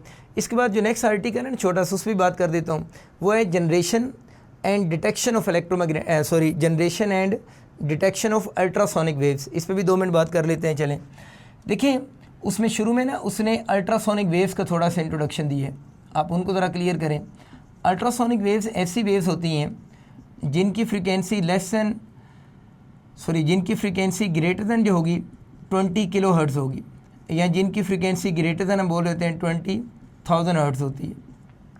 ऐसी वेव्स को हम अल्ट्रासोनिक वेव्स कहते हैं। इनसे मिलता जुलता एक और नाम भी होता है, उसको हम बोल लेते हैं इंफ्रासोनिक। इधर लिख सकते हैं, वैसे बता रहा हूँ कि इनको मिक्स नहीं करना, वो इंफ्रासोनिक्स हैं। इंफ्रासोनिक की फ्रीक्वेंसी लेस दैन 20 हर्ट्ज़ होती है, और ये दोनों आप जानते हैं ऑडिबल फ्रीक्वेंसी रेंज से बाहर हैं। हम इंफ्रासोनिक को भी नहीं सुन सकते, हम अल्ट्रासोनिक को भी सुन नहीं सकते, लेकिन होती ये दोनों कौन सी वेव्स हैं, साउंड वेव्स हैं। लेकिन क्या हम इनको सुन सकते हैं, नहीं, ये दोनों वेव्स ऑडिबल नहीं होती। अब हो बेसिकली ये रहा है कि जब हम कह रहे हैं ना आप इस मटेरियल को इलेक्ट्रिकल सिग्नल दे रहे हैं, उस मटेरियल के अंदर कंप्रेशन भी प्रोड्यूस हो रहे हैं और रिफ्रैक्शन भी। उन कंप्रेशन और रिफ्रैक्शन की वजह से इस मटेरियल के सराउंडिंग में जो वेव्स जनरेट होंगी they are called ultrasonic waves. तो इसका मतलब ये हुआ कि अल्ट्रासोनिक वेव्स जनरेट करने के लिए अगर आपके एमसीक्यू आए तो हम कौन सा इफेक्ट यूज़ करते हैं, तो अल्ट्रासोनिक वेव यूज़ करने के लिए इन्वर्स पीजो इलेक्ट्रिक इफेक्ट होगा, क्योंकि आप इलेक्ट्रिकल सिग्नल देंगे, मटेरियल के अंदर कंप्रेशन होगी, एक्सपेंशन की वजह से इसके सराउंडिंग में जो वेव जनरेट होंगी वो कौन सी वेव्स हैं, अल्ट्रासोनिक वेव्स हैं। तो एक डिवाइस है जिसका नाम बुक में लिखा है, प्रोब हम उसको बोलते हैं। प्रॉब बेसिकली क्या होता है, आप लोगों ने अक्सर सुना होगा ना कि अल्ट्रासाउंड लोग जब कोई डिज़ीज़ होती है या किसी भी मेडिकल डायग्नोस्टिक टेक्निक के लिए हम लोग अल्ट्रासाउंड लोग करवाते हैं। जिस तरह अगर बिफ़ोर बेबी आप लोगों ने बेबी की सेक्स चेक करना है कि इधर वो मेल है या फीमेल है, तो उसके लिए भी आप लोगों ने अल्ट्रासाउंड लोग करवाते हैं ना। तो उसके लिए वो प्रॉब एक डिवाइस होता है। आप लोगों ने अगर अल्ट्रासाउंड अपना किसी ऑर्गन का करवाया है तो आपको आइडिया होगा कि अल्ट्रासाउंड करवाने के लिए इस डिवाइस को बॉडी के जिस पोर्शन को स्कैन करना है उसके ऊपर एक डिवाइस से लगाते हैं, उसके नीचे जेली से लगा देते हैं। जेली का बेसिकली काम क्या होता है, अभी हम पढ़ेंगे कि उन अल्ट्रासोनिक वेव्स को फोकस करने के लिए यूज़ होती है। उस जेली का वही काम है जो विजिबल लाइट में या इलेक्ट्रोमैग्नेटिक वेव्स में जो कन्वेक्स लेंस का काम है, वो जेली अल्ट्रासोनिक वेव्स को फोकस करेगी। जल्दी से मैं प्रॉब को समझाता हूँ। अब आप लोग प्रॉब में असल में दो काम हो रहे होते हैं। पहले प्रॉब में जो काम हो रहा होता है वो इन्वर्स पीजो इलेक्ट्रिक इफेक्ट होता है।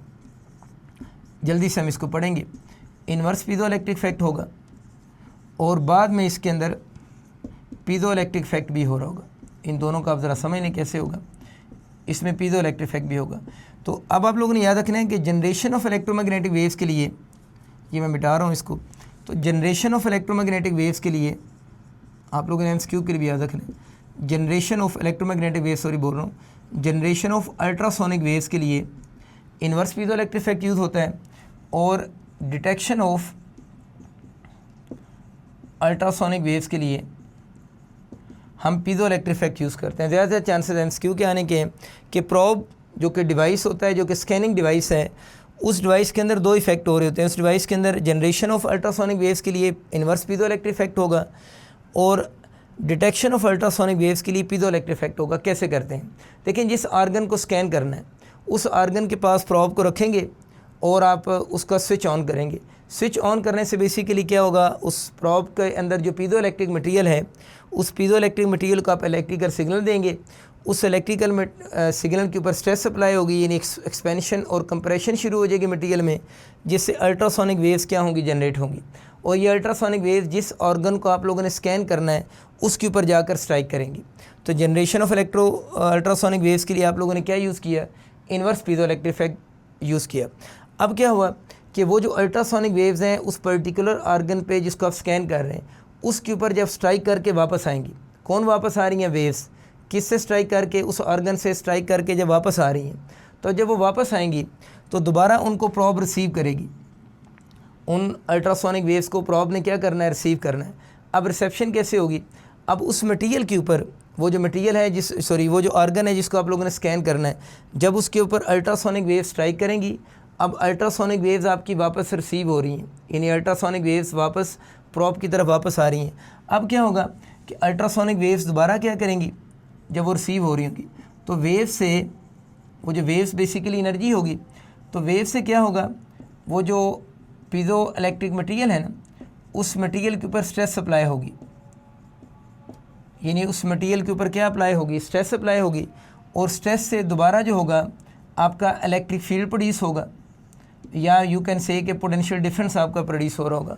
तो अल्ट्रासोनिक वेव्स ने उस पर्टिकुलर पार्ट के ऊपर स्ट्राइक किया, वापस जब प्रॉब के ऊपर आई तो वो जो वेव्स अल्ट्रासोनिक वेव्स थी, वो वेव्स ने उस मटेरियल के ऊपर क्या अप्लाई की, स्ट्रेस अप्लाई की।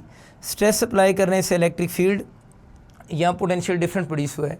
इसी इलेक्ट्रिक फील्ड या पोटेंशियल डिफरेंस को जब प्लॉट करोगे तो आप उस पर्टिकुलर ऑर्गन की जो शेप है या उसके अंदर जो पर्टिकुलर डिजीज़ आप आइडेंटिफाई करना चाहते हैं उसको आप आइडेंटिफाई कर सकते हैं। आखिरी टॉपिक इस बुक का जो एक्सरेज, जो कि एमसीक्यू, शॉर्ट क्वेश्चन और लॉन्ग के लिए वेरी इंपॉर्टेंट है, अभी हम उसको समराइज़ करते हैं। एक्सरेज के बारे में पहली बात ये याद रखनी है कि एक्सरेज इलेक्ट्रोमैग्नेटिक वेव्स हैं और बच्चों सभी इलेक्ट्रोमैग्नेटिक वेव्स न्यूट्रल होती हैं। न्यूट्रल मीन इन पर कोई चार्ज नहीं होता। इलेक्ट्रोमैग्नेटिक वेव्स बेसिकली फोटोन हैं, इनकी मास भी ज़ीरो होगी। यानी एक्सरेज इलेक्ट्रोमैग्नेटिक वेव्स हैं, ये न्यूट्रल होंगी, ये मास लेस पार्टिकल होंगे, क्योंकि हमने प्रीवियस लेक्चर में पढ़ा था ना कि जो फोटॉन्स होते हैं उनकी रेस्ट मास ज़ीरो होती है, तो इनकी भी रेस्ट मास ज़ीरो होगी। क्या इनके ऊपर कोई इलेक्ट्रिक और मैग्नेटिक फील्ड का इफेक्ट होगा? बिल्कुल नहीं होगा। No effect of electric and magnetic field. Electric और मैग्नेटिक फील्ड का इफेक्ट उन चीज़ों के ऊपर होता है जो चार्ज बॉडीज़ होना, ये तो न्यूट्रल हैं, तो जो आपका एक्स रेज है इनके ऊपर इलेक्ट्रिक और मैग्नेटिक फील्ड का कोई इफेक्ट नहीं होगा। एक्स रेज को डिस्कवर किसने किया था? तो हम कह रहे होते हैं कि एक्स रेज को 1895 के अंदर डॉक्टर रॉइन ने डिस्कवर किया था। रॉयन भी बोलते हैं, रॉइन भी कहते हैं, जो भी आप कह लें। तो इसको डिस्कवर डॉक्टर रॉइन ने किया था 1895 के अंदर। क्लियर होगी बात। एक्स रेज़ की अगर पोजीशन के एमसीक्यू आ जाए तो एक्स रेज़ के लेफ़्ट राइट अगर हम चीज़ें देखें ना इलेक्ट्रोमैग्नेटिक वेव्स के अंदर, तो एक्स रेज़ की इस तरफ अल्ट्रा वायलेट रेज़ हैं और इसकी दूसरी तरफ एक्स रेज़ हैं, सॉरी इसके अदर साइड पे आपकी गैमा रेज़ हैं। और हम जानते हैं कि यूवी से गैमा रेज़ की तरफ जाते हुए वेवलेंथ डिक्रीज़ करती है, एनर्जी भी इंक्रीज़ करती है और फ्रीक्वेंसी भी इंक्रीज़ करती है। अब अगर आपके एमसीक्यू आता है कि एक्स रेज़ की वेवलेंथ यूवी से क्या है, एक्स रेज़ की वेवलेंथ यूवी से कम होगी, एक्स रेज़ की एनर्जी यूवी से क्या है, एनर्जी तो ज़्यादा होगी, फ्रीक्वेंसी भी क्या होगी, ज़्यादा होगी। इन तीनों में से अगर मैं आपसे पूछूं स्पीड किसकी ज़्यादा होगी, तो सबकी स्पीड सेम होगी वैक्यूम के अंदर। ये आप जानते हैं ना, तमाम इलेक्ट्रोमैग्नेटिक वेव की जो स्पीड होती है वो सेम रहती है वैक्यूम के अंदर। तो ये इलेक्ट्रोमैग्नेटिक वेव्स का जो स्पेक्ट्रम है ना, ये उसके अंदर उसकी पोजीशन बनी हुई है कि इसके लेफ़्ट साइड पे क्या है और इसके राइट साइड पे क्या है। ये थोड़ा सा इंट्रोडक्शन था एक्स रेज़ का जो आप लोगों ने याद रखना है। एक्स रेज़ की जहाँ तक वेवलेंथ की बात है वो 10⁻⁻10 मीटर होगी और हम इसको 1A0 भी लिख रहे होते हैं। A0 स्टैंड फॉर होता है एंगस्ट्रम। इसे नोट करें, मैं डस्टर लेके आता हूँ। डस्टर यार भूल जाता हूँ, पता नहीं क्या मसला है इसके साथ। अच्छा, एक्स रेज़ कि अगर हम ये तो वेवलेंथ पूछेगा तो -10 मीटर यूज़ करेंगे, लेकिन अगर वेवलेंथ की रेंज पूछ ले तो एक्स रेज़ की वेवलेंथ की रेंज होती है -9 मीटर से लेकर -11 मीटर तक। इसका मतलब ये कि एक्स रेज़ मोनोक्रोमेटिक नहीं है, एक्स रेज़ पॉलीक्रोमेटिक हैं, क्योंकि इनकी वेवलेंथ की पूरी रेंज होती है। हाँ, ये जो -10 कहाँ से आ गया, असल में हमने इसकी एवरेज बोली है ना, एवरेज लेंगे तो -10 मीटर इसकी एवरेज बन जाएगी। उम्मीद आपको बात समझ आ चुकी होगी। अब आते हैं जनाब, इंट्रोडक्शन की बात ख़त्म करते हैं एक्स रेज़ की टाइप्स के ऊपर। ये जो एक्स रेज़ की टाइप्स आपके कोर्स में है ना, वैसे तो एक्स रेज़ की बहुत सारी टाइप्स हैं, ये एक्स रेज़ की टाइप्स आपके कोर्स में जो है वो प्रोडक्शन की बेस पर हैं। प्रोडक्शन की बेस पर एक्स रेज़ की 2 टाइप्स होती हैं, उनमें से एक को हम नाम दे रहे होते हैं करैक्टरिस्टिक्स एक्स रेज़, और दूसरी जो एक्स रेज़ है करैक्टरिस्टिक एक्स रेज़ हैं, और दूसरी एक्स रेज़ की जो आखिरी टाइप होती है जिसका हम नाम दे रहे होते हैं वो आपकी है कॉन्टीन्यूस एक्स रेज़। ये दोनों एक्स रेज़ की जो टाइप्स हैं वो बच्चों किस बेस पे बताई हैं, ये दोनों एक्स रेज़ की types on the base of their production है। ये मैं मिटा रहा हूँ। अच्छा, अब हम इनको थोड़ा थोड़ा बारी बारी समराइज़ करते हैं। जो करैक्टरिस्टिक एक्स रेज़ है ना, इनकी पहली बात याद रखना कि ये प्रोड्यूस होती हैं due to inner shell transition in heavy elements, यानी ये प्रोड्यूस हो रही होती हैं due to inner shell transition in heavy elements. तो करैक्टरिस्टिक एक्स रेज़ प्रोड्यूस होंगी due to inner shell transition in heavy elements. Heavy elements के अंदर जब इनर शेल ट्रांजिशन होगी उससे प्रोड्यूस होंगी। हैवी एलिमेंट्स कौन से होते हैं, जिनके एटॉमिक नंबर बहुत हाई होते हैं। क्लियर होगी बात। तो ऐसे एलिमेंट्स के अंदर इनर शेल ट्रांजिशन से करैक्टरिस्टिक एक्स रेज़ प्रोड्यूस होती हैं। आइए इसको थोड़ा और क्लियर करते हैं। फ़र्ज़ करें आपका जो हैवी एलिमेंट एक्स रेज़ की प्रोडक्शन के लिए आप यूज़ करते हैं ना, ऐसे हैवी एलिमेंट जो एक्स रेज़ की प्रोडक्शन के लिए यूज़ होते हैं उनको बच्चे हम नाम दे रहे होते हैं टारगेट।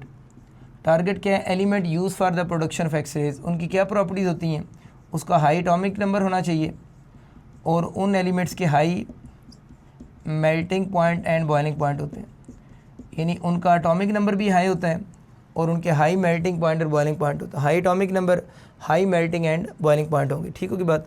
तो टारगेट की हमने बात कर ली। अब ये हो गया कि इसमें मेन टारगेट कौन से हैं। एक तो आप टंगस्टन यूज़ करते हैं, टंगस्टन को W से डिनोट करते हैं। प्लाटिनम यूज़ करते हैं, उसको PT से डिनोट करते हैं। और मोल्बिडिनियम यूज़ करते हैं, उसको MO से। टंगस्टन, प्लाटिनम और मोल्बिडिनियम ये फेमस टारगेट हैं जो एक्स रेज़ की प्रोडक्शन के लिए हम यूज़ करते हैं। इनर शेल ट्रांजिशन क्या होगा कि अगर जो फर्स्ट 2 शेल्स है ना, एक शेल को K और L, वैसे नाम तो आपको याद होगा MNOP एंड सो ऑन होता है ना, तो जो फर्स्ट 2 शेल्स होते हैं इनको हम इनर शेल बोलते हैं। अब हम क्या करते हैं, एक हाई एनर्जी इलेक्ट्रॉन लेते हैं। अगर वो high energy electron K shell में से या L शेल में से इलेक्ट्रॉन को रिमूव करवा दे, तो अब K और L शेल में जब वैकेंसी प्रोड्यूस हो जाएगी तो हायर शेल के इलेक्ट्रॉन इस वैकेंसी को फिल करने के लिए आएंगे ना। जब हायर शेल के इलेक्ट्रॉन K और L शेल की वैकेंसी को फिल करने के लिए आएंगे, यानी हायर शेल के इलेक्ट्रॉन जब K और L शेल में जंप करेंगे, this is called inner shell transition. इसी को हम इनर शेल ट्रांजिशन कहते हैं। और इससे जो रेस प्रोड्यूस होंगी ना, they are called characteristic X rays. उन एक्स रेज़ को हम करैक्टरिस्टिक एक्स रेज़ कहते हैं, लेकिन उसके लिए ज़रूरी होता है कि वो इनर शेल ट्रांजिशन आपकी जो हो रही है वो किस रीजन में हो रही हो, वो इनर शेल ट्रांजिशन K और L शेल में हो रही हो। क्योंकि K शेल में भी एक्स रेज़ हैं, L शेल में भी एक्स रेज़ हैं। तो अगर हम करैक्टरिस्टिक एक्स रेज़ की टाइप्स की बात करें तो इसकी 2 टाइप्स हो जाती हैं। एक K सीरीज़ बन जाती है और एक बच्चों इसकी एल सीरीज़ बन जाएगी। के सीरीज़ अब आपको आइडिया हो गया, मैं यहाँ लिखता हूँ। के सीरीज़ कब प्रोड्यूस होगी, आपको समझ आ गया है कि जब इलेक्ट्रॉन किसी भी हायर शेल से इलेक्ट्रॉन जब के शेल में जंप करेंगे, KLMNO, अगर के शेल में वैकेंसी प्रोड्यूस हुई है तो हायर शेल के इलेक्ट्रॉन जब के शेल में जंप करते हैं तो इससे जो सीरीज़ बनती है उसे हम के सीरीज़ कहते हैं। और के सीरीज़ की फर्दर 3 टाइप्स होती हैं। एक हम के अल्फ़ा का नाम दे रहे होते हैं, एक हम के बीटा का नाम दे रहे होते हैं और एक हम के गैमा का नाम दे रहे होते हैं। अब यहाँ से के अल्फ़ा का प्रोड्यूस होगी, के अल्फ़ा तब प्रोड्यूस होगी जब एल शेल का इलेक्ट्रॉन के में आएगा। के बीटा का प्रोड्यूस होगी जब एम का इलेक्ट्रॉन के में आएगा। और के गैमा का प्रोड्यूस होगी जब ओ शेल का इलेक्ट्रॉन के में आएगा।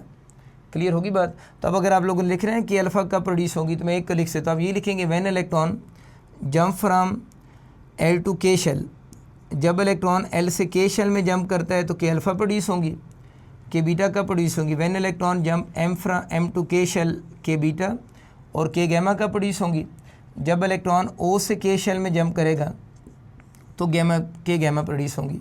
इनमें किसी एक की एनर्जी लिखूँ तो एनर्जी इलेक्ट्रोमैग्नेटिक वेव्स की कैसे लिखते हैं, हायर शेल की एनर्जी में से, मैं एनर्जी ऑफ के अल्फ़ा की बात कर रहा हूँ, हायर शेल की एनर्जी में से आप लोअर शेल की एनर्जी को माइनस कर देंगे तो इसकी एनर्जी EL माइनस E के, इसकी क्या होगी EM माइनस E के, इसकी क्या होगी आपका N होगा, N शेल होगा, N से K में जंप करेगा ये, तो इसकी एनर्जी आप कैसे लिखेंगे, N माइनस क्या करेंगे K कर देंगे। क्लियर होगी बात।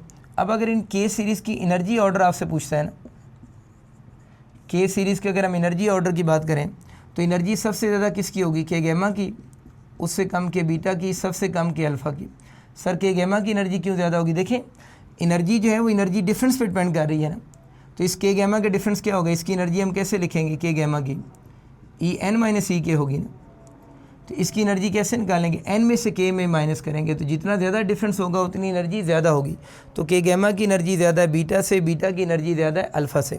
इसी तरह बच्चों अगर आपसे इंटेंसिटी ऑर्डर पूछता है ना, तो इंटेंसिटी यहाँ पर होती है नंबर ऑफ़ रेस, यानी इंटेंसिटी का मतलब यहाँ पर नंबर ऑफ़ क्या होंगी, रेज होंगी। तो आप मुझे बताएं कि अगर एल शेल में वैकेंसी प्रोड्यूस हुई है तो सबसे ज़्यादा किसके फिल करने के चांस है, एल शेल के इलेक्ट्रॉन, ये सोए हुए तो नहीं, जो ही वैकेंसी होगी ये फिल करेंगे ना, तो सबसे ज़्यादा रेस की ये वाली बनेगी, उससे कम चांसेस इसके फिल करने के हैं। इसके नीचे आने से पहले तो शेल फिल हो चुका होगा ऑलमोस्ट, इसका मतलब है सबसे ज़्यादा रेस किसकी होंगी, के अल्फ़ा की, उससे कम के बीटा की होंगी, और सबसे कम जो रेस बनेगी वो के गैमा की होंगी। तो उम्मीद आपको इंटेंसिटी की कहानी समझ आ चुकी होगी। तो मैं कह रहा था कि आपका 2 सीरीज़ है ना के सीरीज़ में, सॉरी कैरेक्टरिस्टिक एक्सरेज में के सीरीज़ है और एक एल सीरीज़ है। एल सीरीज़ कब बनेगी, बिल्कुल आप लोग खुद इसको बनाएंगे, मैं डायग्राम बन रहा कर देता हूँ। तो ये एल सीरीज़ बच्चों KLMNO, आपके पास एल सीरीज़ तब बनेगी जब vacancy of electron L shell में प्रोड्यूस होगी और किसी भी हायर शेल का इलेक्ट्रॉन एन शेल में जंप करेगा। अगर एम से एल में आ रहा है तो एल अल्फ़ा, एन से एल में आ रहा है तो L gamma, sorry L beta, और ओ से एल में आ रहा है तो एल गैमा हो जाएंगी, KLMNO। ICS वाले बच्चों का आइडिया होगा, इसी तरह हम नाम रखते हैं। अच्छा, अब इनकी अगर आपने देखना है एल अल्फ़ा कब प्रोड्यूस होंगी, वही बातें, when electron jump from M to L shell L alpha, N to L में जंप करेगा एल बीटा, और ओ से एल में जंप करेगा तो एल गैमा प्रोड्यूस होंगी। इनका एनर्जी ऑर्डर क्या है, इनका एनर्जी ऑर्डर भी वही होगा, एल गैमा की एनर्जी ज़्यादा होगी बीटा से और बीटा की ज़्यादा अल्फ़ा से। इंटेंसिटी ऑर्डर सर क्या होगा, अल्फ़ा की ज़्यादा चांस है प्रोड्यूस होने के, एल बीटा, और सबसे कम इंटेंसिटी किसकी होगी, एल गैमा की होगी। अब दोनों रेस की अगर ओवरऑल एनर्जी ऑर्डर की बात करूँ ना, अगर इनकी ओवरऑल एनर्जी ऑर्डर की मैं बात करूँ ना, इन दोनों में से किस सीरीज़ की एनर्जी ज़्यादा है, तो याद रखना है के सीरीज़ की एनर्जी बच्चों ज़्यादा होती है दैन एल सीरीज़ की एनर्जी से। क्लियर होगी बात। अब के सीरीज़ को फिल करूँ, के गैमा, के बीटा, के अल्फ़ा, अब एल सीरीज़ बाद में शुरू होगी, एल गैमा, एल बीटा और एल अल्फ़ा। बड़ा फेमस MCQ है, ये 6 सीरीज़ लिखी हुई है ना, इनमें से कोई से ऑप्शन में 4 आएंगी और आपसे पूछेगा लीस्ट एनर्जेटिक बताएं या मोस्ट एनर्जेटिक। ज़रा के सीरीज़ का ऑर्डर आपको पता है, एल सीरीज़ का पता है, के सीरीज़ ख़त्म होगी तो एल सीरीज़ फिर शुरू होगी ना। तो ये अगर आपको सीक्वेंस पता है तो आप गिवन ऑप्शन में से जो भी 4 ऑप्शन होंगे आप बता सकते हैं लीस्ट एनर्जेटिक कौन सी और मोस्ट एनर्जेटिक कौन सी। फिर आप लोगों ने याद रखना है जो करेक्टरिस्टिक एक्सरेज हैं उनकी एनर्जी, वेवलेंथ और फ्रीक्वेंसी या इनकी पावर ऑफ पेनिट्रेशन, ये सारी चीज़ें डिपेंड करती हैं, depend on nature of target. बड़ा इंपॉर्टेंट MCQ है, इनकी ये सब चीज़ें डिपेंड करेंगी nature of target. Nature of target का मतलब होगा एटॉमिक नंबर पे डिपेंड करेंगी, यानी इन एक्स रेज की जितने भी पैरामीटर्स हैं, वो एनर्जी है, वेवलेंथ है, ये पावर ऑफ पेनिट्रेशन है, वो नेचर ऑफ टारगेट यानी एटॉमिक नंबर पे डिपेंड करेंगी। एक केमिस्ट्री में पढ़ाया जाता था मोजले लॉ ना, तो अगर आता है ना मोजले लॉ किन एक्स रेज के बारे में है, तो मोजले लॉ जो है वो करेक्टरिस्टिक एक्स रेज के बारे में है। Moseley law is for the characteristic X rays. उसकी मैथमेटिकल फॉर्म ये होती है √f प्रोपोर्शनल टू z होता है ना। तो यहाँ से क्या आइडिया हो रहा है कि मोजले लॉ में उन एक्स रेज के बारे में होगा जिनकी फ्रीक्वेंसी एटॉमिक नंबर पे डिपेंड करेगी। तभी हम कह तो रहे हैं कैरेक्टरिस्टिक एक्स रेज की फ्रीक्वेंसी एटॉमिक नंबर पे डिपेंड करती है। तो ये आपके लिए एज ए मैंने रेफरेंस लिखा है कि मोजले लॉ किन एक्स रेज के बारे में है, Moseley law is for the characteristic X rays. इसको मैं मिटा रहा हूँ, इसको आप जल्दी से अपना नोट कर लें। तो ये थोड़ी सी स्टोरी आप लोगों ने करेक्टरिस्टिक एक्स रेज के बारे में याद रखनी है। अब जो दूसरी एक्स रेज हैं, जो सेकंड टाइप है, वो जनाब आप लोगों की हैं कॉन्टीन्यूस एक्स रेज। अगर हम कॉन्टीन्यूस एक्स रेज की बात करें तो कॉन्टीन्यूस एक्स रेज कैसे प्रोड्यूस होंगी, ये एक्स रेज प्रोड्यूस हो रही होती हैं due to the slow down of, produce होंगी due to the slow down of electrons in the target. या स्लो डाउन को कुछ लोग यूँ भी कह रहे थे due to the deceleration of electron in the target, कि टारगेट के अंदर जब इलेक्ट्रॉन स्लो डाउन होते हैं उससे जो प्रोड्यूस होंगी वो कॉन्टीन्यूस एक्स रेज है। कैसे, यूँ समझें कि आपका टारगेट का न्यूक्लियस है, न्यूक्लियस के अंदर प्रोटॉन्स हैं और बाहर शेल में ये इलेक्ट्रॉन हैं, उन पर नेगेटिव चार्ज है। अब वही जो इलेक्ट्रॉन में बता रहा था, ये इलेक्ट्रॉन आपका मूव करता हुआ यूँ आ रहा है। ये इलेक्ट्रॉन जब टारगेट के अंदर इंटर होगा तो क्या होगा, इस इलेक्ट्रॉन पर नेगेटिव चार्ज है, इसको टारगेट अपनी तरफ क्या करेगा, अट्रैक्ट करेगा, क्योंकि न्यूक्लियस के अंदर बहुत सारे प्रोटॉन्स हैं। अब जैसे ही ये टारगेट की यहाँ पर तो न्यूक्लियस इसको अट्रैक्ट कर रहा है, जैसे ही ये न्यूक्लियस के करीब पहुँचेगा तो अपनी काइनेटिक एनर्जी की वजह से इस इलेक्ट्रॉन्स की काइनेटिक एनर्जी जो होती है, इसकी काइनेटिक एनर्जी का फार्मूला जो होता है वो हम E/V लिख रहे होते हैं। पोटेंशियल डिफरेंस बहुत हाई होने की वजह से काइनेटिक एनर्जी भी बहुत हाई होती है। नॉर्मली हम काइनेटिक एनर्जी लिख रहे होते हैं सेवरल किलो इलेक्ट्रॉन वोल्ट्स के ऑर्डर की होती है, सेवरल किलो इलेक्ट्रॉन वोल्ट्स के ऑर्डर की होती है। और यहाँ जो पोटेंशियल डिफरेंस अप्लाई किया जाता है, यूजली बुक में लिखा हुआ है 50,000 वोल्ट्स तक पोटेंशियल डिफरेंस अप्लाई किया जाता है इस इलेक्ट्रॉन को मूव करवाने के लिए। जब पोटेंशियल डिफरेंस बहुत हाई होगा तो काइनेटिक एनर्जी ऑफ इलेक्ट्रॉन भी बहुत हाई होगी। अगर ऑर्डर पूछेगा तो सेवरल किलो इलेक्ट्रॉन वोल्ट्स के ऑर्डर की होगी। इतनी हाई काइनेटिक एनर्जी की वजह से ये इलेक्ट्रॉन न्यूक्लियस की तरफ नहीं गया, बल्कि न्यूक्लियस इसको बेंड तो किया लेकिन इसने अपनी मोशन को कंटिन्यू रखा है। अब यहाँ से ऑनवर्ड अगर आप ज़रा सोचते हैं, समझाने के लिए कह रहा हूँ, तो अब इलेक्ट्रॉन तो आगे जा रहा है, इलेक्ट्रॉन की बात हो रही है, ये जो इलेक्ट्रॉन आ रहा है, लेकिन न्यूक्लियस उसको बैकवर्ड अट्रैक्ट कर रहा है। अब इस पोर्शन में ये जो इलेक्ट्रॉन होगा ये स्लो डाउन होना शुरू हो जाएगा या डिसेलरेट होना शुरू हो जाएगा। तो क्या होगा कि इस इलेक्ट्रॉन्स की जो काइनेटिक एनर्जी होगी ना, वो कन्वर्ट हो रही होगी कॉन्टीन्यूस एक्स रेज में। इस इलेक्ट्रॉन की काइनेटिक एनर्जी में जो कमी आ रही है ना, ये स्लो डाउन हो रहा है ना, इसकी काइनेटिक एनर्जी में जितना डिक्रीज़ आ रहा है वो कन्वर्ट हो रहा है किन एक्स रेज में, कॉन्टीन्यूस एक्स रेज में। तो यहाँ से हम ये बात कर रहे हैं कि यहाँ से जो रेज जनरेट हो रही हैं वो रेज आपकी कॉन्टीन्यूस एक्स रेज है। उम्मीद आपको बात समझ आ चुकी होगी। तो इसीलिए इनको कॉन्टीन्यूस एक्स रेज कहते हैं कि इलेक्ट्रॉन कॉन्टीन्यूसली स्लो हो रहा है और इससे जो रेज जनरेट होंगी वो कॉन्टीन्यूस एक्स रेज हैं। फिर इसके एक स्पेशल केस है कि अगर फ़र्ज़ करें कोई इलेक्ट्रॉन जो है वो आ रहा है और उसने डायरेक्ट आकर इलेक्ट्रॉन के साथ कोलाइड किए और अपनी सारी काइनेटिक एनर्जी फर्स्ट कोलिजन में लूज़ कर दी है, तो इससे जो एक्स रेज प्रोड्यूस होंगी तो वो कॉन्टीन्यूस एक्स रेज, तो उन कॉन्टीन्यूस एक्स रेज की फ्रीक्वेंसी मैक्सिमम होगी और वेवलेंथ मिनिमम होगी। कौन सी एक्स रेज, जब इलेक्ट्रॉन जाकर टारगेट के साथ स्ट्राइक करे और अपनी सारी एनर्जी फर्स्ट कोलिजन में ज़ाया कर दे, उसकी बात हो रही है। उन एक्स रेज की फ्रीक्वेंसी मैक्सिमम और वेवलेंथ मिनिमम होगी और उनकी लैम्डा मिनिमम का जो फार्मूला हम यूज़ करते हैं hc/eV यूज़ करते हैं। h Planck's constant, c speed of light, e charge an electron और v यहाँ पर असल स्टोरी है जिसे हम एक्सेलरेटिंग पोटेंशियल कहते हैं। जितनी एक्सेलरेटिंग पोटेंशियल की वैल्यू ज़्यादा होगी, वो जो कॉन्टीन्यूस एक्स रेज प्रोड्यूस हुई हैं उनकी वेवलेंथ भी उतनी क्या होगी, कम होगी। तो हम कह सकते हैं कि लैम्डा मिनिमम का एक्सेलरेटिंग वोल्टेज के साथ इन्वर्स रिलेशन है, ग्रेटर दैट एक्सेलरेटिंग वोल्टेज। तो जो कॉन्टीन्यूस एक्स रेज प्रोड्यूस होंगी उनकी वेवलेंथ भी क्या होगी, मिनिमम होगी। ये चीज़ें मैं मिटा रहा हूँ, जगह नहीं है, फिर आगे और पढ़ते हैं इसको। अच्छा, ये बातें आपको समझ आ गई। इसके आपके न्यूमेरिकल प्रॉब्लम भी हैं एक्सरसाइज में। ये तीन चीज़ें तो कांस्टेंट है, बस एक्सेलरेटिंग वोल्टेज गिवन हो तो कॉन्टीन्यूस एक्स रेज की आप वेवलेंथ बता सकते हैं। अब अगर आपके MCQ आते हैं इन एक्स रेज की एनर्जी, वेवलेंथ, फ्रीक्वेंसी और पावर ऑफ पेनिट्रेशन, किन एक्स रेज की बात हो रही है, कॉन्टीन्यूस एक्स रेज की। वो सॉरी वो तमाम चीज़ें जो होंगी डिपेंड करेंगी ऑन एक्सेलरेटिंग वोल्टेज। दोबारा रिपीट कर रहा हूँ, जो करेक्टरिस्टिक एक्सरेज थी उनकी सारी चीज़ें डिपेंड किस चीज़ पे करती हैं, नेचर ऑफ टारगेट यानी एटॉमिक नंबर पे, और इनके ये सारे पैरामीटर डिपेंड करेंगे एक्सेलरेटिंग वोल्टेज के ऊपर। उम्मीद आपको बात समझ आ चुकी होगी। एक और एमसीक्यू आ रहा होता है कि इंटेंसिटी ऑफ एक्सरेज किस पे डिपेंड करती है। इंटेंसिटी ऑफ एक्सरेज आप लोगों ने याद रखना है, एमसीक्यू में ऑप्शन चूज़ करना है नंबर ऑफ इलेक्ट्रॉन्स, या आप ऑप्शन में चूज़ करेंगे फिलामेंट करंट ना, जो भी ऑप्शन आ जाए एमसीक्यू में। तो अगर आपका एमसीक्यू आता है ना इंटेंसिटी ऑफ एक्सरेज किस पे डिपेंड करेगी, वो नंबर ऑफ इलेक्ट्रॉन पे डिपेंड करेगी या फिलामेंट करंट ऑप्शन में चूज़ करेंगे। ये भी बड़ा अच्छा एमसीक्यू आप याद रखेंगे। अब रहेगी इसके ग्राफ की बात। जब हम इसका ग्राफ बनाते हैं तो एक एक्सिस के लॉन्ग हम इंटेंसिटी लेते हैं, एक एक्सिस के लॉन्ग हम वेवलेंथ ले रहे होते हैं। आपकी बुक में जो ग्राफ बना हुआ है पहले वो समझा देता हूँ। तो आपकी बुक में उसने ग्राफ को यूँ बनाया हुआ है, उसने के सीरीज़ का ग्राफ बनाया हुआ है।